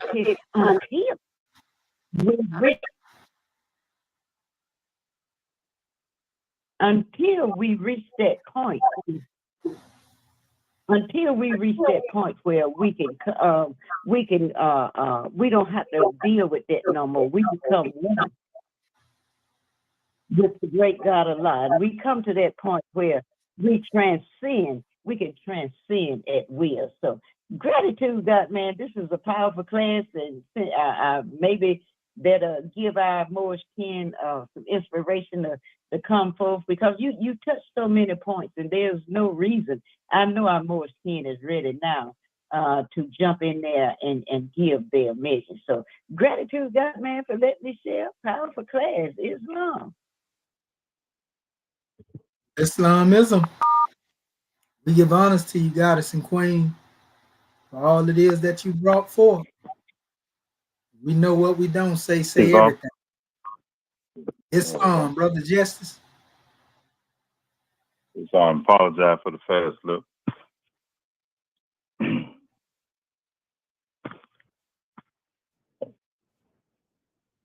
Praise Allah. Honor to our holy prophet, Noble Ali.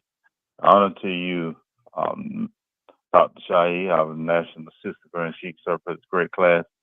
The honor to all of those who assist you in the class. The honor to the entire Act One. As always, special honor to our National Grand Sheik, National Campbell Marshall Miracle, and empowered to make law and enforce law with the assistance of the Prophet and the Grand Body of Marshall Miracle. Honor to you, our National Assistant Grand Sheik, sir. But the Assistant Grand Sheik is to assist the Grand Sheik in all the family if you live according to love, truth, peace, freedom, and justice, and is known before the citizen of Moorish America. Wow. Well, since I'm batting the dog here, praise Allah. When you speak about that one, I was getting in as much as I possibly can. I was the thing that hit me first is who made you? Allah, the great God of the universe. And our holy prophet, Noble Drew Ali, brought us everything. He brought us everything. And we were to take these laws and lessons and to study ourselves so that we be able to study ourselves and learn who made us, Allah, the great God of the universe. And so that we can aid and assist our people with the laws and lessons. But first we had to I guess you say earn this one of truth, because truth truth is Allah, and see Allah and man is one, and the nearest place you find is within the heart, and we know that the power is above the neck, and this is what this to me is staying bound into the laws and lessons to the best of my ability, if they have having to have this warning, especially the warning of truth. But then when you the prophet didn't leave out anything, because when you fail to carry the warning of truth, sir, he has in our divine constitution to warn you about this behavior, failing to carry the warn at a divine degree, and not cause destruction. If you do, he says in Act 5, no organization of Moorish America is to cause any confusion or to overthrow the laws and laws in the constitution of the said government, but to obey hereby. So if you're not obeying the holy prophet, Noble Drew Ali, you carrying the warning of destruction, because if you get these laws and lessons, you should know better. And if you know better, you do better, with the holy prophet, Noble Drew Ali, out front. And when you carry the warning of truth, you most definitely always have Allah, the great God of the universe, the one that made you, and the holy prophet, Noble Drew Ali, out front.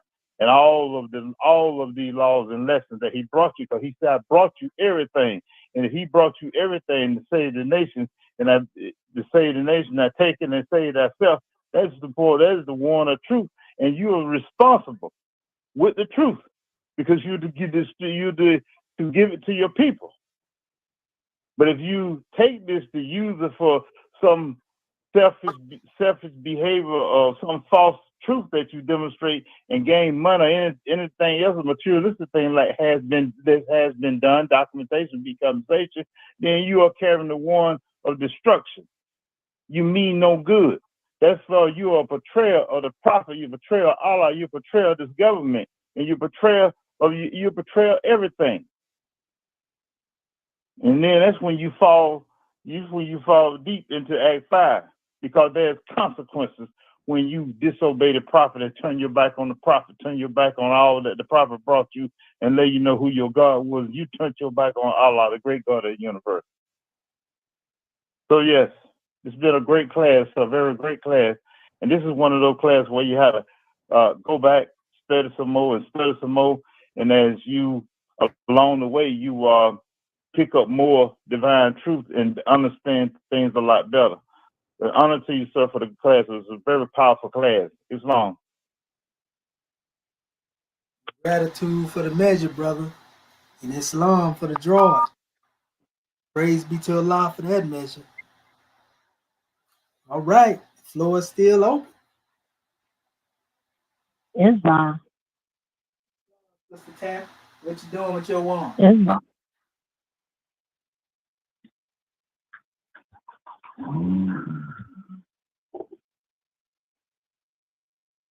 Yeah. Can you hear me? Oh yeah, I can hear you. I'm waiting on you to tell me what you're doing with your woman. Oh, oh, gratitude.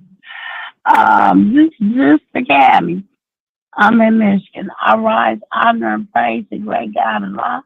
I honor his prophet, noble lawly, fish, citizens, Moors here, there, and everywhere, especially my Moorish kids. That one that comes from Allah. And my perspective on it is slightly different. I see the one in chapter 1 was the creation of man. It's alive. It's infinite, never ending, just like Allah.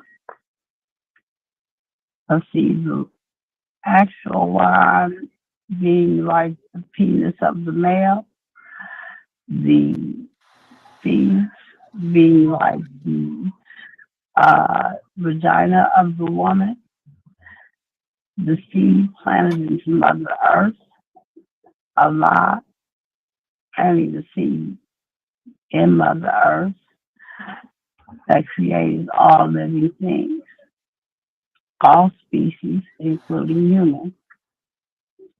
The creation that is still alive today, the reproduction cycle and the creation cycle, they're the same within man and woman, or within the human species of population on the planet. The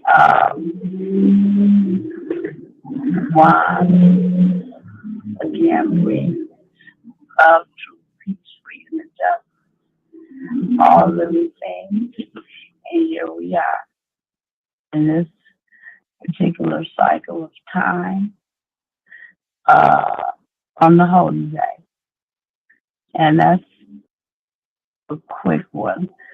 I can break it down more, but I'm a mastermind, so and time is limited.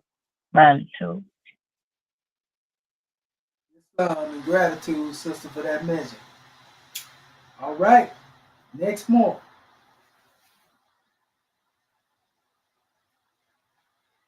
Don't nobody want to talk about what they're doing with their woman? Islam. Islam. Uh-oh. Praise Allah for you. Get the fuck up. Praise Allah. Oh, praise Allah. Yes. Gratitude. This is Divine Minister Annie T. Swenson Bay. I rise and give all praises to my Father God, Allah, and honor to his holy prophet, Noble Jew Ali, and honor to and honor to this Christ. Yes, because I was thinking about you brought so many keys, and with my one of truth, I have touched the mother tools back in the past, and praise Allah, I am touching the mother tools now. And I thank Allah for our Moorish Miracle government. I thank him for our grandchildren, and I thank him for all the Moors, because I am unfolding, and you touched on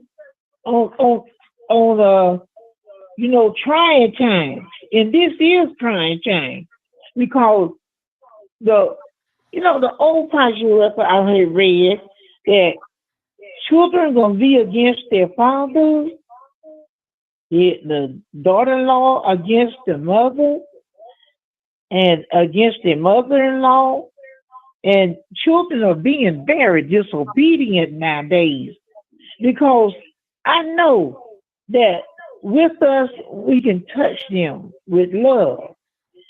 And it seemed like their parents was not teaching them about Allah God and the prophet. They're into games. and eating. They don't know how to stop eating food and how to obey those that are not their parents. I see this going on. And, children are killing their father and their mother, their sisters and their brothers. There been sexual abuse in the family that the father messing with the daughters, and the daughters are. It is terrible. And just like you said, Sister Grand, these are trying times. I'm using my wand of love to touch the people with the truth, and that they can come out of that. They don't have to indulge in that kind of sin, because you see, those Europeans is not going to give them truth.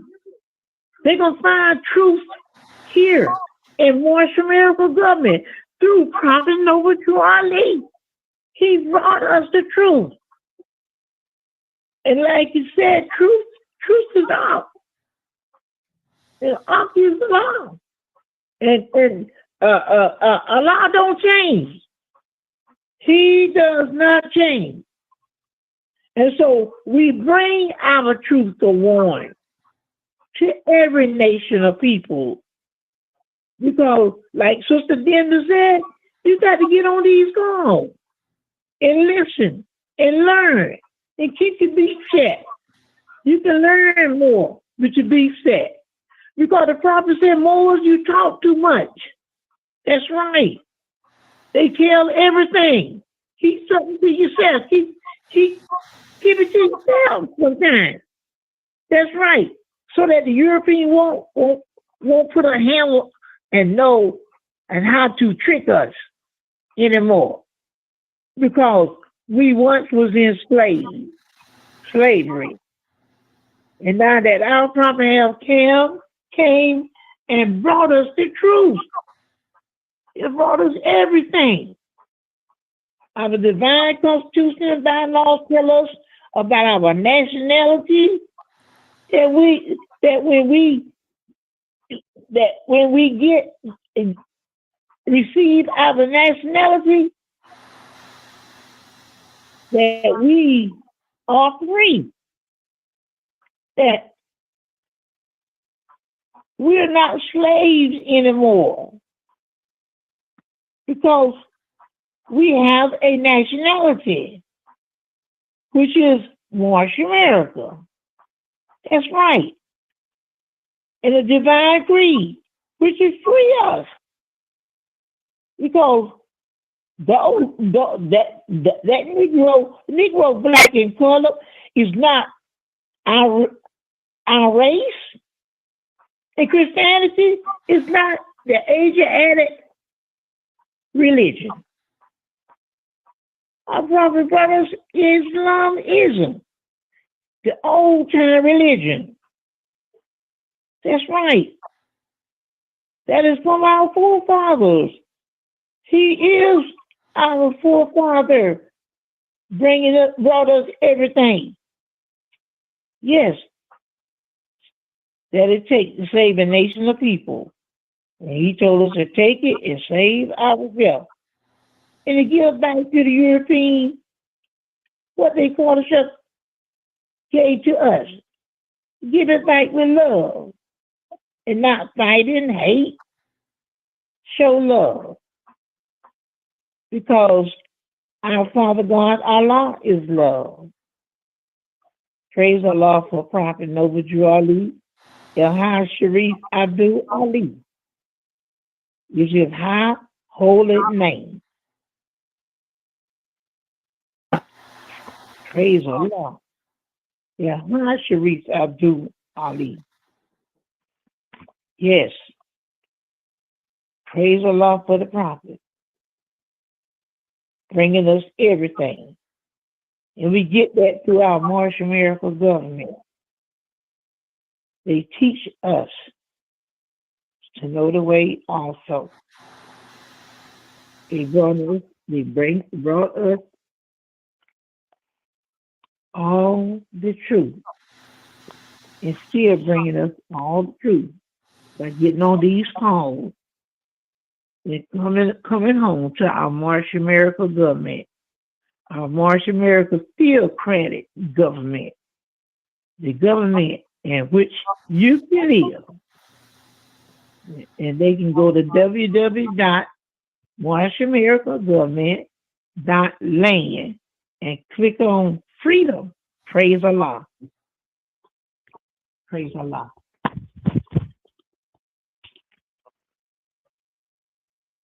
Islam. Islam. Islam, Sister Anna Jean Swinson Bay. Well, I know you know how to use your wand. I can tell the way you emphasize it. You say you using your wand of love. Yeah, we felt that vibrate the ethers. Islam. Michael Moore Bay, where you at? Islam. I am the blind minister of Michael Mulvey in North Carolina. Once again, Islam, I rise to give praise and honor to our prophet. Noble to our honor to our citizens, our officials, our government, and our divine constitution, our seal, our flag, our emblem, and everything that is Moorish. Praises be to Allah for this one, the truth. You know, because we know that truth is the light.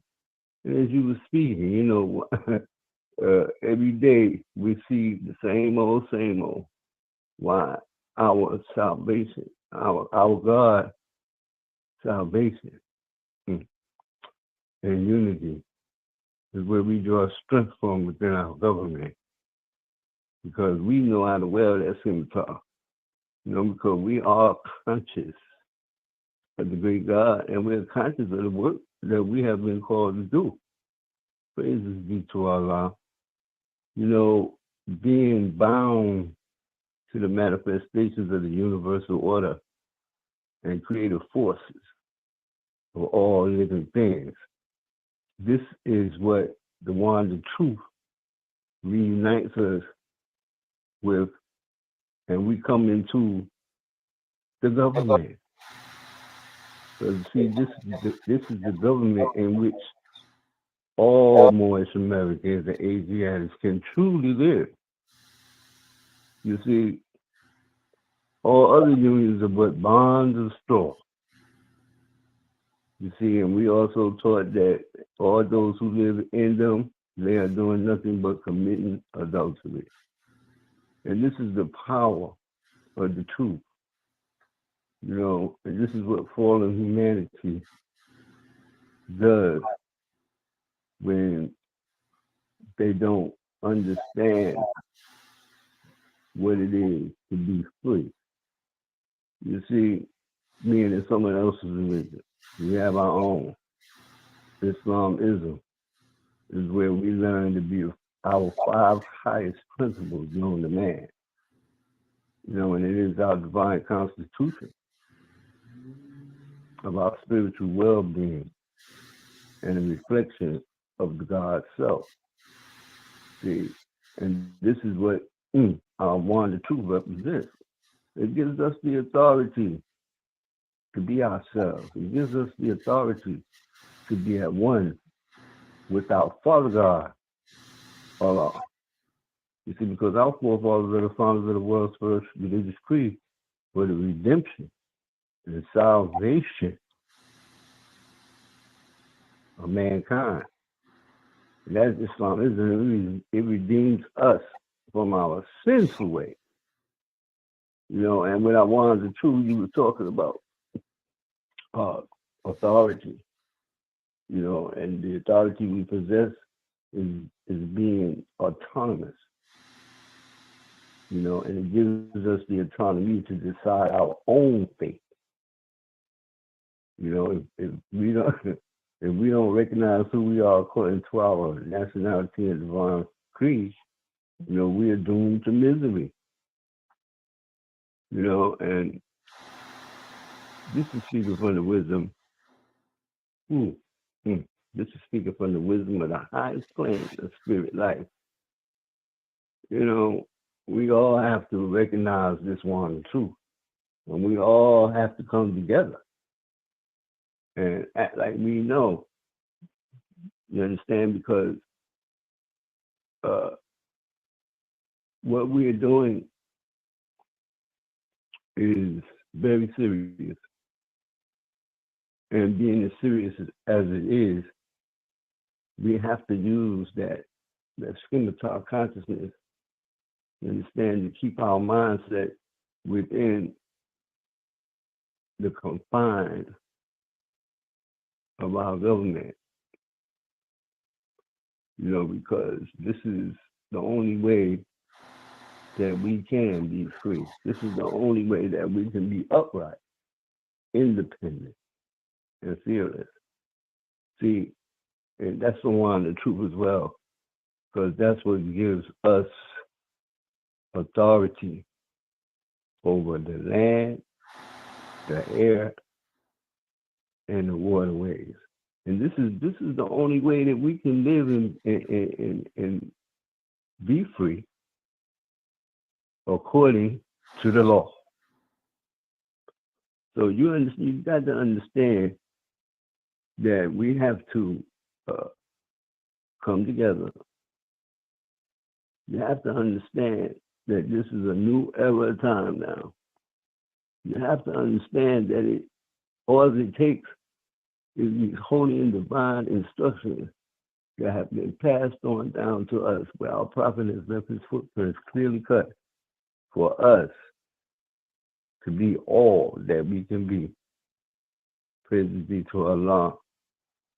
You know, and this is what helps us to, go into the room of resolution, where all of the divine wisdom rests within our hearts. You know, that has been purified by struggles that we have overcome. You know, and so with that still small voice that speaks in the heart. So we have to continue to pray and meditate and live our lives according to being conscious,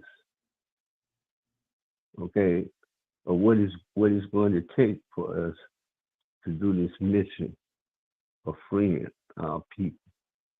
Praise Allah for you, Sister Grand Sheik, and gratitude for this grand class. Peace and love. Gratitude for the grand measure, grand man. Peace and love. Praise be to Allah. Coming line up with that truth, that one of truth. Well, all right. Islam. Well, we got room for one more. Islam, Brother Muhammad Bey. Gratitude, National Assistant Grand Sheik of Moorish America. Islam, this is Dr. Joachim Muhammad Bey of the South Carolina Consulate. First, let me rise in praise of our Father God, Allah, who is the best knower and the best arranger of all things. I want to give the highest honors to his holy breath manifested in the temple of a perfected man known as Prophet Noble Drew Ali. I want to give honors to our Moorish American nation, our Moorish American government.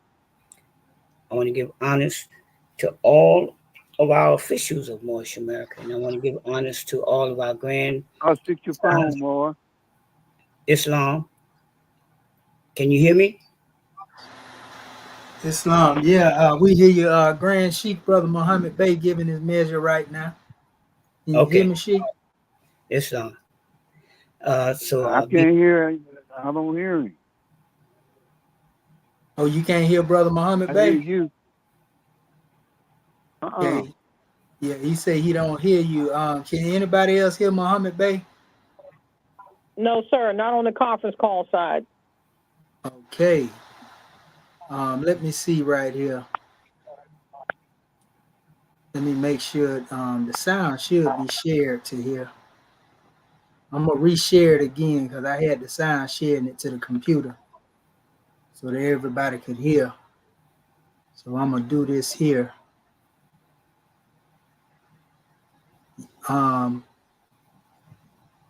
And y'all can hear me on the conference call side, right, Morris? Okay. So let me reshare this again. Speak one time, Brother Muhammad Bey. Islam family, can y'all hear Can me? the family? Can y'all hear him now? Okay, I'm gonna share it one more time then. I know most of the time it usually come through. Try to share the sound. Okay, now say something, Muhammad Bey. Islam, can you hear me, family? Can you hear him now, Grand Secretary of the State? No, no, sir. Still no sound No. for Dr. Muhammad Bey. Let me see here. I may have to do it this way then. Instead of doing it, sharing it one way like that, I may have to share all the audio. We'll see how that goes.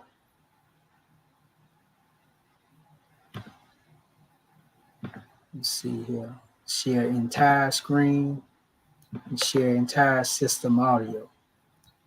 Okay, there we go. All right. Let's see. Now can you say something, Muhammad Bey? Islam family, can you hear me? Islam, can y'all hear him now, Morris Ken? We only hear you, Dr. Shaheed. Yeah, that's something else there. For some reason, it's not pulling the brother audio through. I don't know why it's doing that.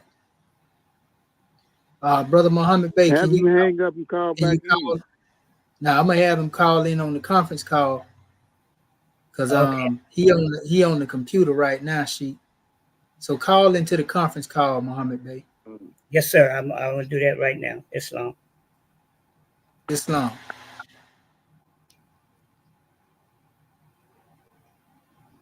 All right, give him a second, Morris Ken. I apologize for that. I don't know why it ain't sharing. I thought it would normally be sharing the people audio that's actually on the panel too, but maybe it's only allowing me to speak to y'all and speak to YouTube, but maybe they can't speak from the platform.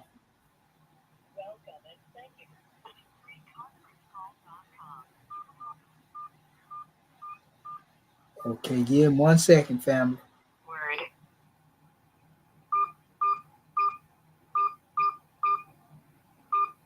Muted. The recording has started.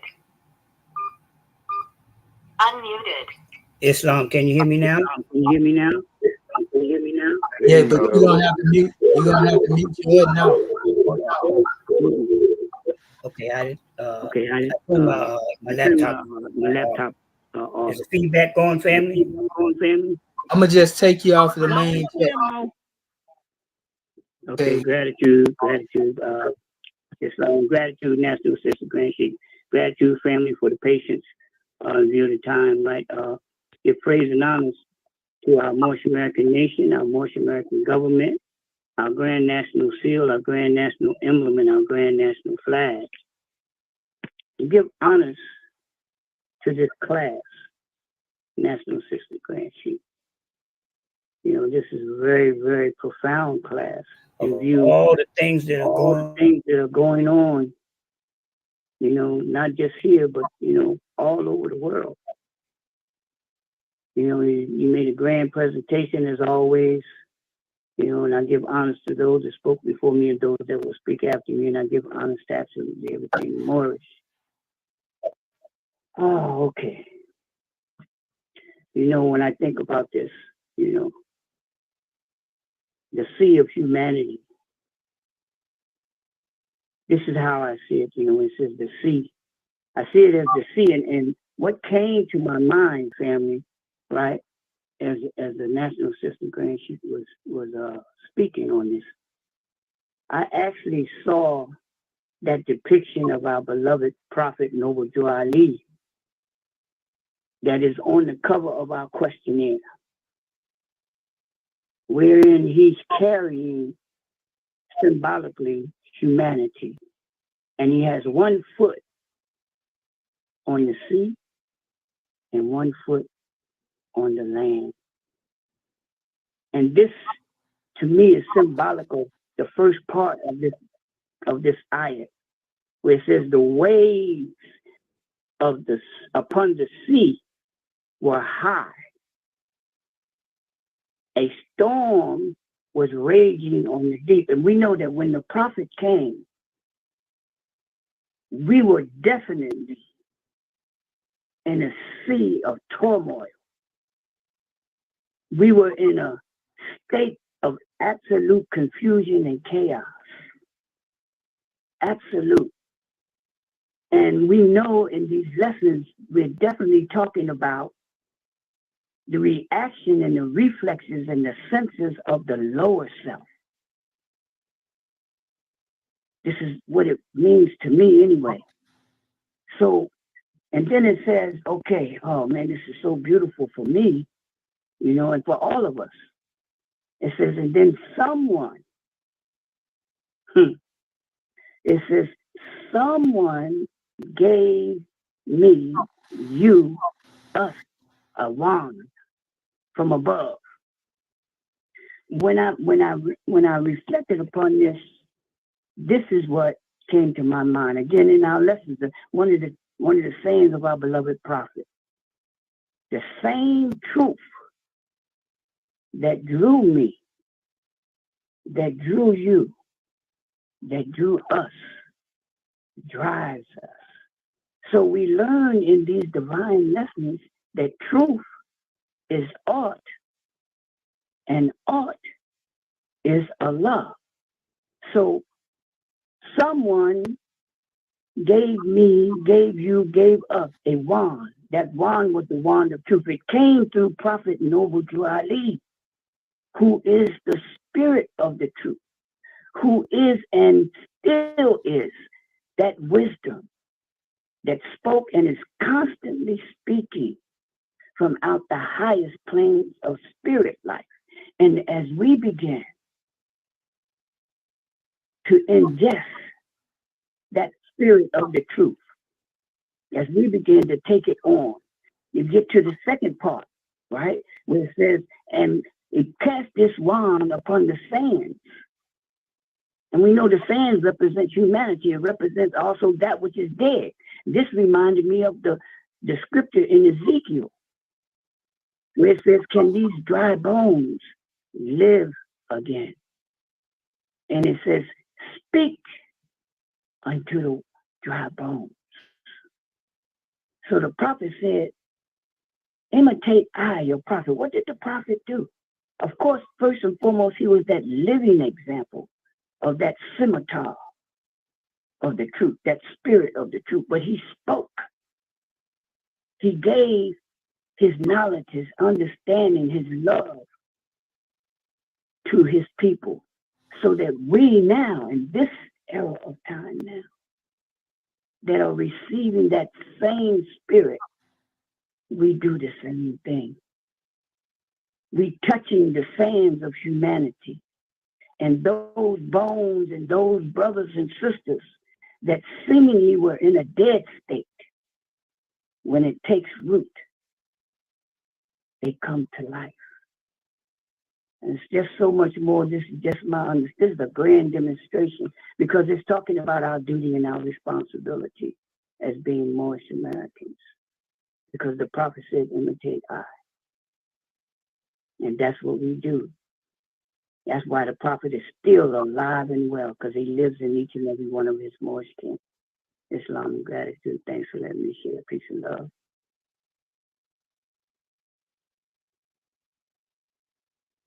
Islam and gratitude for the measure, Brother Muhammad Bey. Peace and love. Praise be to Allah.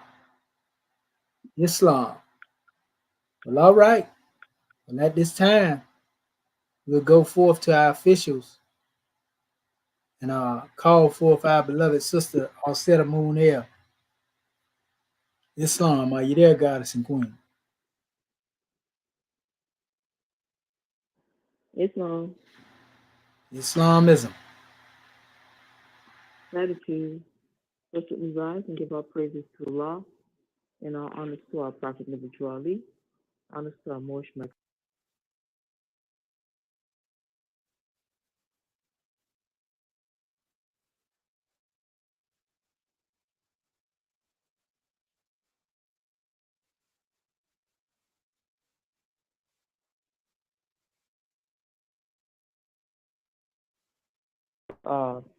goddess and queen, Dr. Curtis Bay for taking registration and reading us of this chapter of the week, and honors to our Moorish citizens, divine ministers, for bringing forth their grand measures of understanding also, and honors to Act 1, Islam. Could you give me the topic again, National Assistant Grand Sheet? Islam. Yeah, our topic is actually coming from our chapter with the life works of Yehoshua in Joseph's home at 7 years. And the topic is actually coming from the 7th ayat. You know, the 7th ayat is someone above gave me a wand. I took the wand and touched the sands, and every grain of sand became a living thing.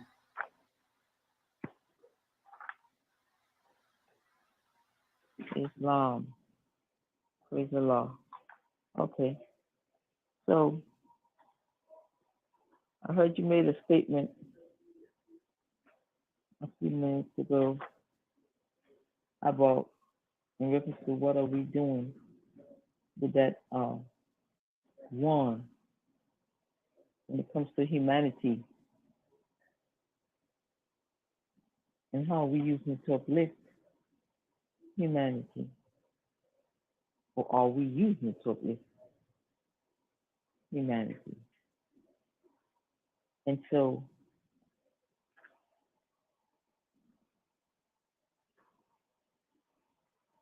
thinking about it, really thinking about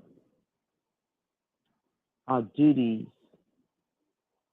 as citizens first, divine ministers next, because we can't be divine ministers of any theocratic government unless we're citizens of that government.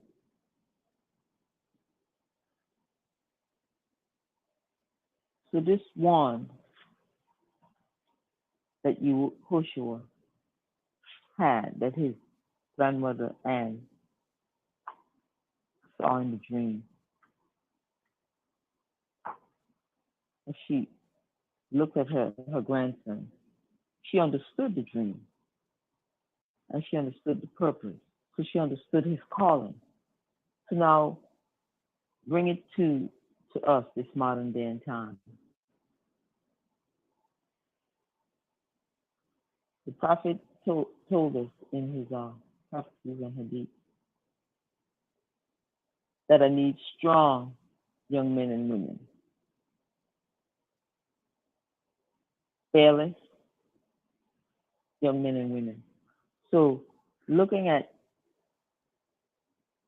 this ayat and understanding the story, and looking now at our duties as divine ministers, as my duty, what am I using this one to do? Do I understand my own purpose first?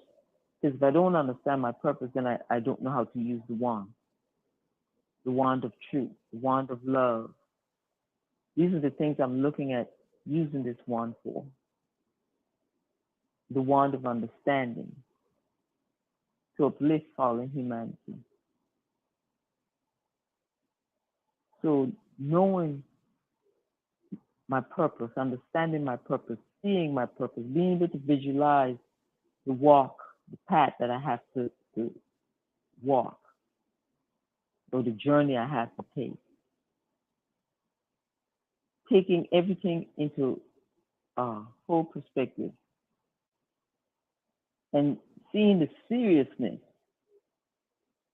of the duties that I have, or that's been bestowed to me as an ordained divine minister of our Moorish American theocratic government.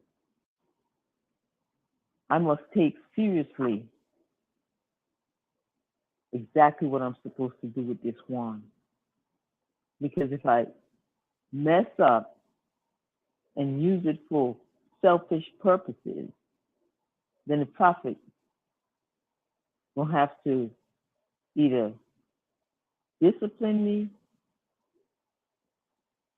with a touch or with a scourging. Either which way, it's going to be discipline. So now, looking at that and understanding my duty, I have to make sure that I'm doing it for the right reason. I'm doing it and keeping in mind my duty to my prophet, to Allah, to my people, to my government, my Moorish theocratic government. I represent our flag, our Moorish flag. Not the Moroccan, the Moorish flag. So I have to take serious what I'm called to do. So this wand that I have, this wand of love, this wand of understanding, this wand of truth, this wand of upliftment, I must use it to do good. And not for my selfish purposes, but for the purpose of uplifting fallen humanity. For the purpose of honoring my ancestors, honoring my prophets. So this is how my understanding of what you brought forth and the ayat that we're talking about. So gratitude for calling me forth. Peace and love to all my Moorish and Islamism. Islam and gratitude for the measure, sister. Praise be to Allah. Islamism without the schism. Well, all right. Let us call forth our National Grand Mufti, Dr. Kanshu Ma'ak Heru Bey. Islam, are you there, Grand Man? Islam. Islamism without the schism. Our religion, Islamism, loveism, and lawism. We rise first and foremost, giving our thanksgiving, adoration, worship, and praise to our Father God Allah, the great God of the universe, the most beneficent and the most wise, and we give the highest honors that we can give to his prophet, our prophet, the last prophet in these days and in these times, Prophet Noble Drew Ali, El-Haj Sheikh Sharif Abdul Ali, the savior of humanity. We give honor to his forerunner, Marcus Mosiah Garvey, and we give honor to his government, our government, the Moorish American government, the government in which we live, according to Act 6. We give honors to the officials of this said government, our divine ministers, our swift angels, our mufti, our royal council, our secretaries. We give honors to our citizens, the Moorish Americans. We give honors to our flag, our divine constitution and bylaws, our Holy Quran, our Grand National Seal, our Grand National Emblem, our Book of Fire, the exhuming of a nation. We give honors to everything that is Moorish. We give a special high honors to you, National Assistant Grand Sheikh, Dr. Shadu Amindi Medu Shebzuel, for bringing forth this grand Moorish perspective this evening. And we give honors to all of our Moorish kin who have spoken before us, and to our Moorish kin that will speak after us. We give honors to you, angels. We just continue to give the honors where they're due, and honoring all true and divine prophets. And we give honors to our ancestors. They have come before us, leading the way, and we are them today without doubt or contradiction, because no one has the power to change man from his descent nature. Praise Allah for that. And it's been a grand class. You know, when this particular ayat, Moorish kin, they brought forth the grand measures. And I just think, like the ayat says, the wand comes from on high. You know, it comes from above. And that's a very important thought pattern that, you know, the tools that we have been given in order to shape and mold our reality and our universe come from on high. They come from where wisdom speaks. You know, that as a gift to be able to unfold or direct the wheel. You know, that energy, that force, you know, it's a gift. And so when we have understanding that these gifts come from on high, that we look to the Creator for the reward, because man may give some awards, but they don't have the true reward. The reward comes from on high, the true treasures of Allah, you know, the gifts of understanding. These things come from on high.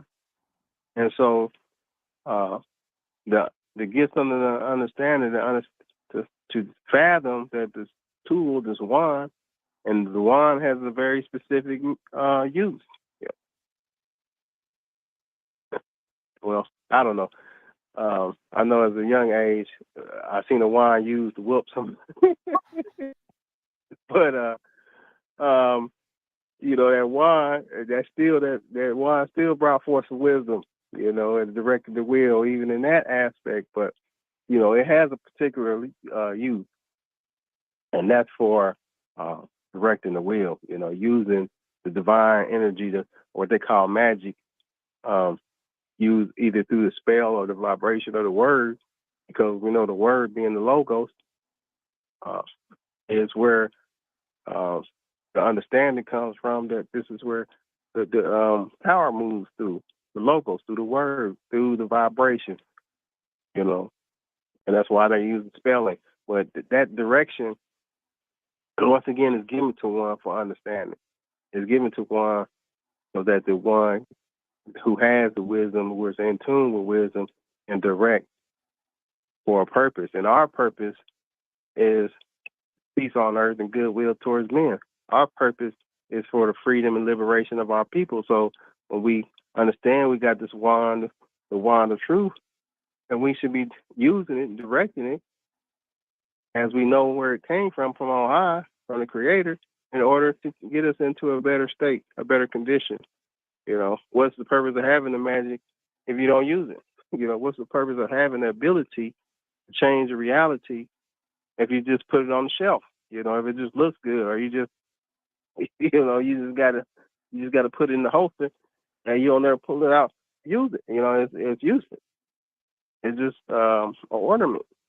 So the truth is, we got to use it. This is where acts come in.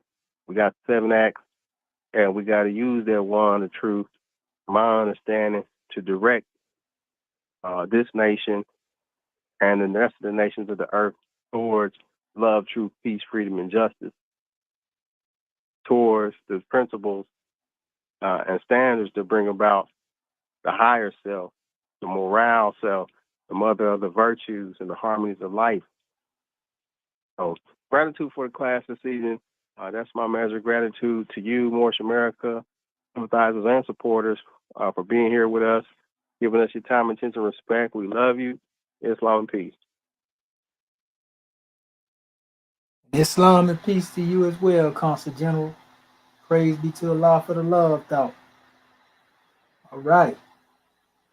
Let us call forth our Grand National Secretary of the State, Sister Shepsu Rakat Ma'at and Pooh, Tutankhamun Bay.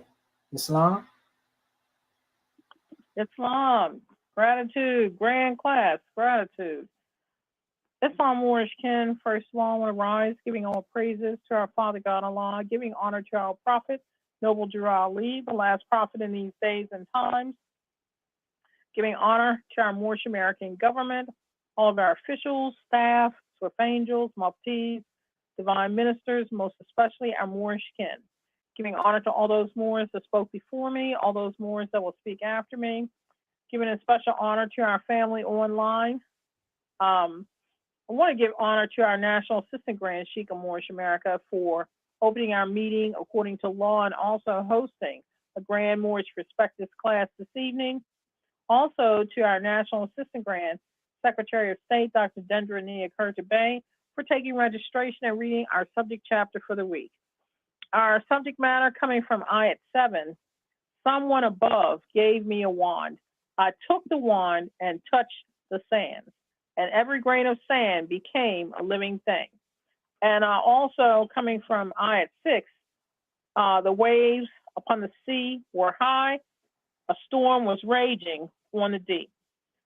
This has been a very powerful class because when I was listening to my Moorish Ken and also so many keys and degrees that you brought forth, Dr. Shaheed, I tell you, it reminded me of when our prophet stated that he brought us everything that it takes to save us as a nation. All we have to do is take it and save ourselves. And I see that with the wand of truth. It's up to us to be able to recognize the consciousness that we and our Creator are one and use it for a beneficial manner to aid and assist our brothers and sisters, the rest of the nations of the earth, to be able to come into that state of consciousness as well. When we look at in our walk of life, being able to set souls on fire with love and holy zeal, that's part of what the wine can do, but it's up to you to figure out between the virtues that you have been blessed with and also the holy and divine instructions that the prophet has given to you to make this wand applicable to yourself. It is your wand that is based upon, it's coming from within. Now, again, intent is key because, as you stated, if you've got a negative intent or seek to do harm, this is where you are accumulating negative karmic debt. And the prophet has already warned us about misleading anyone, woe to those that scatter his flock. We also recognize the fact that the thing that stood out to me was dealing with that wave, because if anyone has ever been in an ocean before, there's different degrees to that ocean. Sometimes, the waves are calm. Other times, if, it's hurricane or tornadic conditions, it can be tumultuous. So like in life, again, it's dealing with your level of maturity and character. Sometimes when we see chaotic conditions, we're either going to be able to go in there and calm the fury, or you may have the intent to go in there and help spread the knot and the foolishness, and you're not using that wand correctly. And when I looked at that wave you were speaking about, one has got to be fortified, because you can be standing and the ocean seem calm, but you end up getting knocked off your feet because of the sands constantly moving beneath your feet. So we have to make sure that we are demonstrating from the level of faith that which we know is truth. When we are not sure that the prophet is real, that he exists, that this thing is not going the way we think it should go, forgetting the fact that this is a divine and national movement, then invariably we're going to start passing or casting out weeds of doubt because of our own lack of confidence in what the prophet brought to us. So this is why we've got to be especially careful to make sure that we are coming from that Hierophant within, these higher lessons, knowing the experiences and being able to have that understanding. And this is where wisdom comes in. It's the degree of self-mastery that no matter what, whether it be waves, hurricanes, tornadoes, or what have you, you are able to have that calm and balance within, so that you're able to use the actions of the soul, thinking, reasoning, understanding, willing, and remembrance. If you're off balance, then you're not thinking right. So I just wanted to give much honor to this special class, because it's a powerful measure, and all of it is dealing with being able to have discipline and control over that lower self, and being able to have self-mastery when it comes to the unfoldment, and being able to demonstrate from that level of fruition. So gratitude more for calling me forth. Much peace and love to all of my Moorish kin. That's all. Gratitude for the measure. Grand National Secretary of State, praise be to Allah for that drawing. Islam. Well, all right. Let us call forth our Grand National Chairman, Dr. Akin Acting Kurt M. Heru to come and Bay. Islam. You there, Chairman? Close as a thought. Can you hear me? Yes, sir. Loud and clear with divine ears. Alhamdulillah. Give praise to Allah and unto the Papa Noble Dwali. And much honor to the last Papa indeed days and time that was sent to bring us his Moorish American answer of everything that we needed in order to save ourselves as a nation. Our own government, divine constitution, the God of forefathers, history, everything. He didn't leave out nothing more. It's been a powerful, powerful journey. I just want to thank all of you for your contribution and dedication that you brought with your presence today. It's been a magnanimous journey. And I'm looking at this chapter 5, just dealing with the life works of Yehoshua and this powerful journey, even at the age of 7. And that reminded me so much of what I had, how the prophet blessed me coming into the divine and national movement. And within my 7 days, which is caused, like, I haven't looked back since. It's been just that kind of divinity. So it's an honor and a blessing more because, somewhere along the line, Allah just blessed me, and I've been that way ever since. I ain't nothing but the truth and the light. So it's an honor and a blessing, and we love you. Islamism without a schism. Islamism without the schism. We give honors to you, Chairman, for that drawing. Praise be to Allah. All right. Well, let us call forth our National Grand Sheikh, Dr. Serapis Ahmed Rael. You there, Sheikh? Islam. Here we are. Praise Allah. Can you hear me, God, man? Oh, yeah, we hear you loud and clear with grand ears, Sheikh. Islam, angel. Thank you. We give a lot of praise as we rise. Highest honors to his love thought. Our brother, man, and prophet, Noble Ali.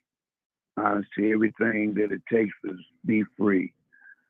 This has been a grand presentation on the 7th, drawn off of the depths of a supreme wisdom, the supreme knowledge that the blessed and the gifted and yourself as being blessed with, to be able to share with the youngins or these young brothers and sisters, being out there in that ocean for 7 days and come back with a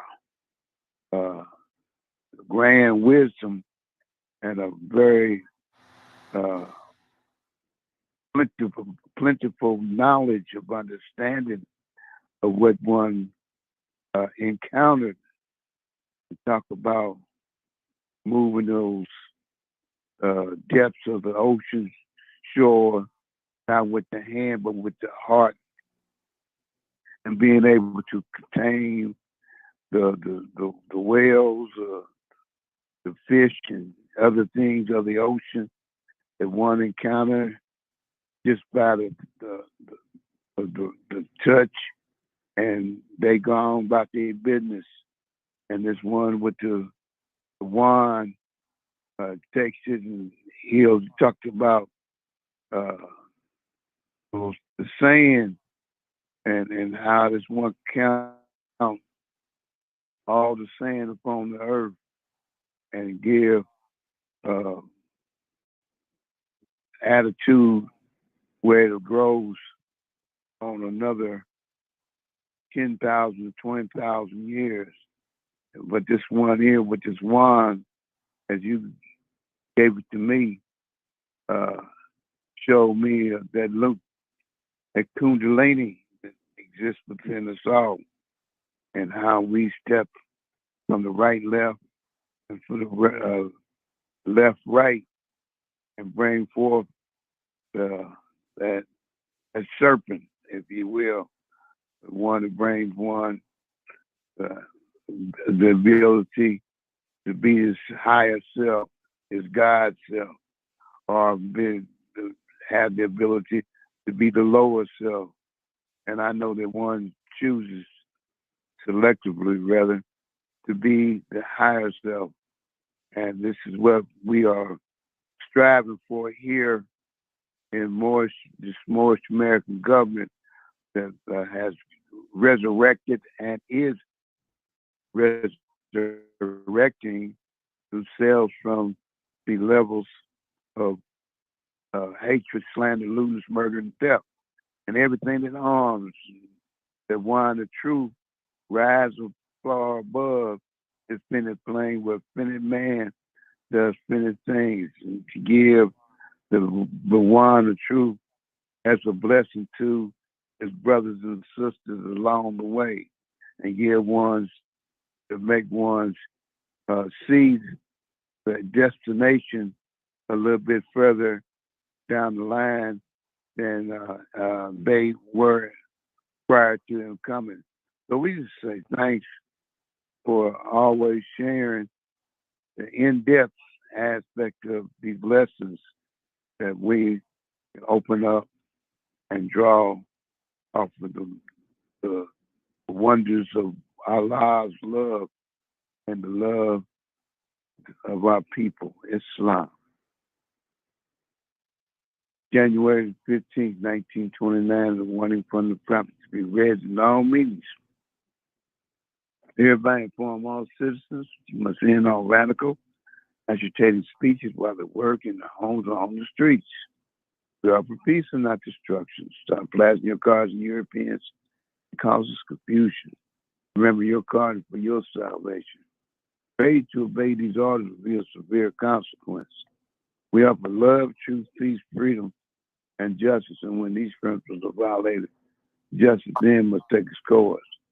Any citizen or group of citizens hold malicious feelings towards the government or the property.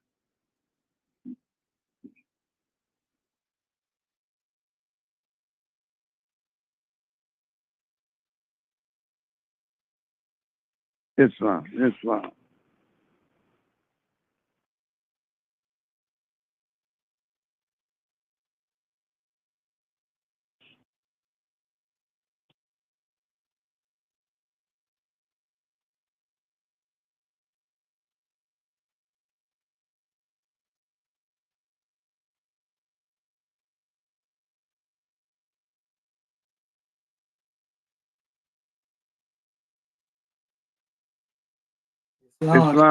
Can you hear We me? can't hear you, Sheik.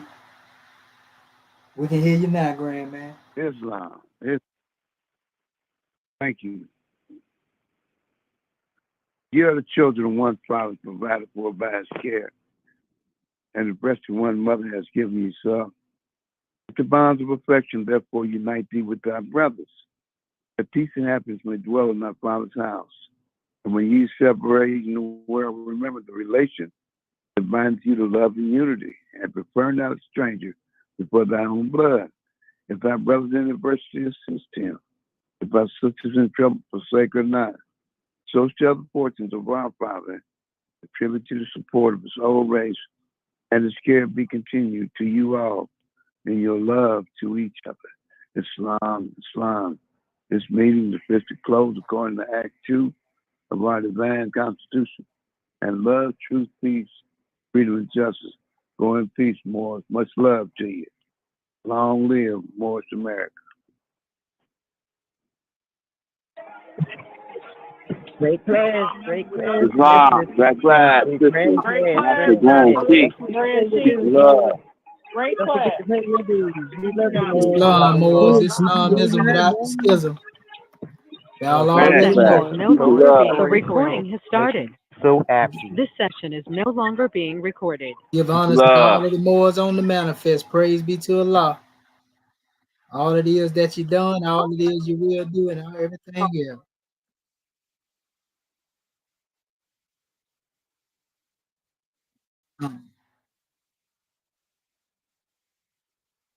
Peace and love to the Moorish Muslims. We love you, Moorish kin.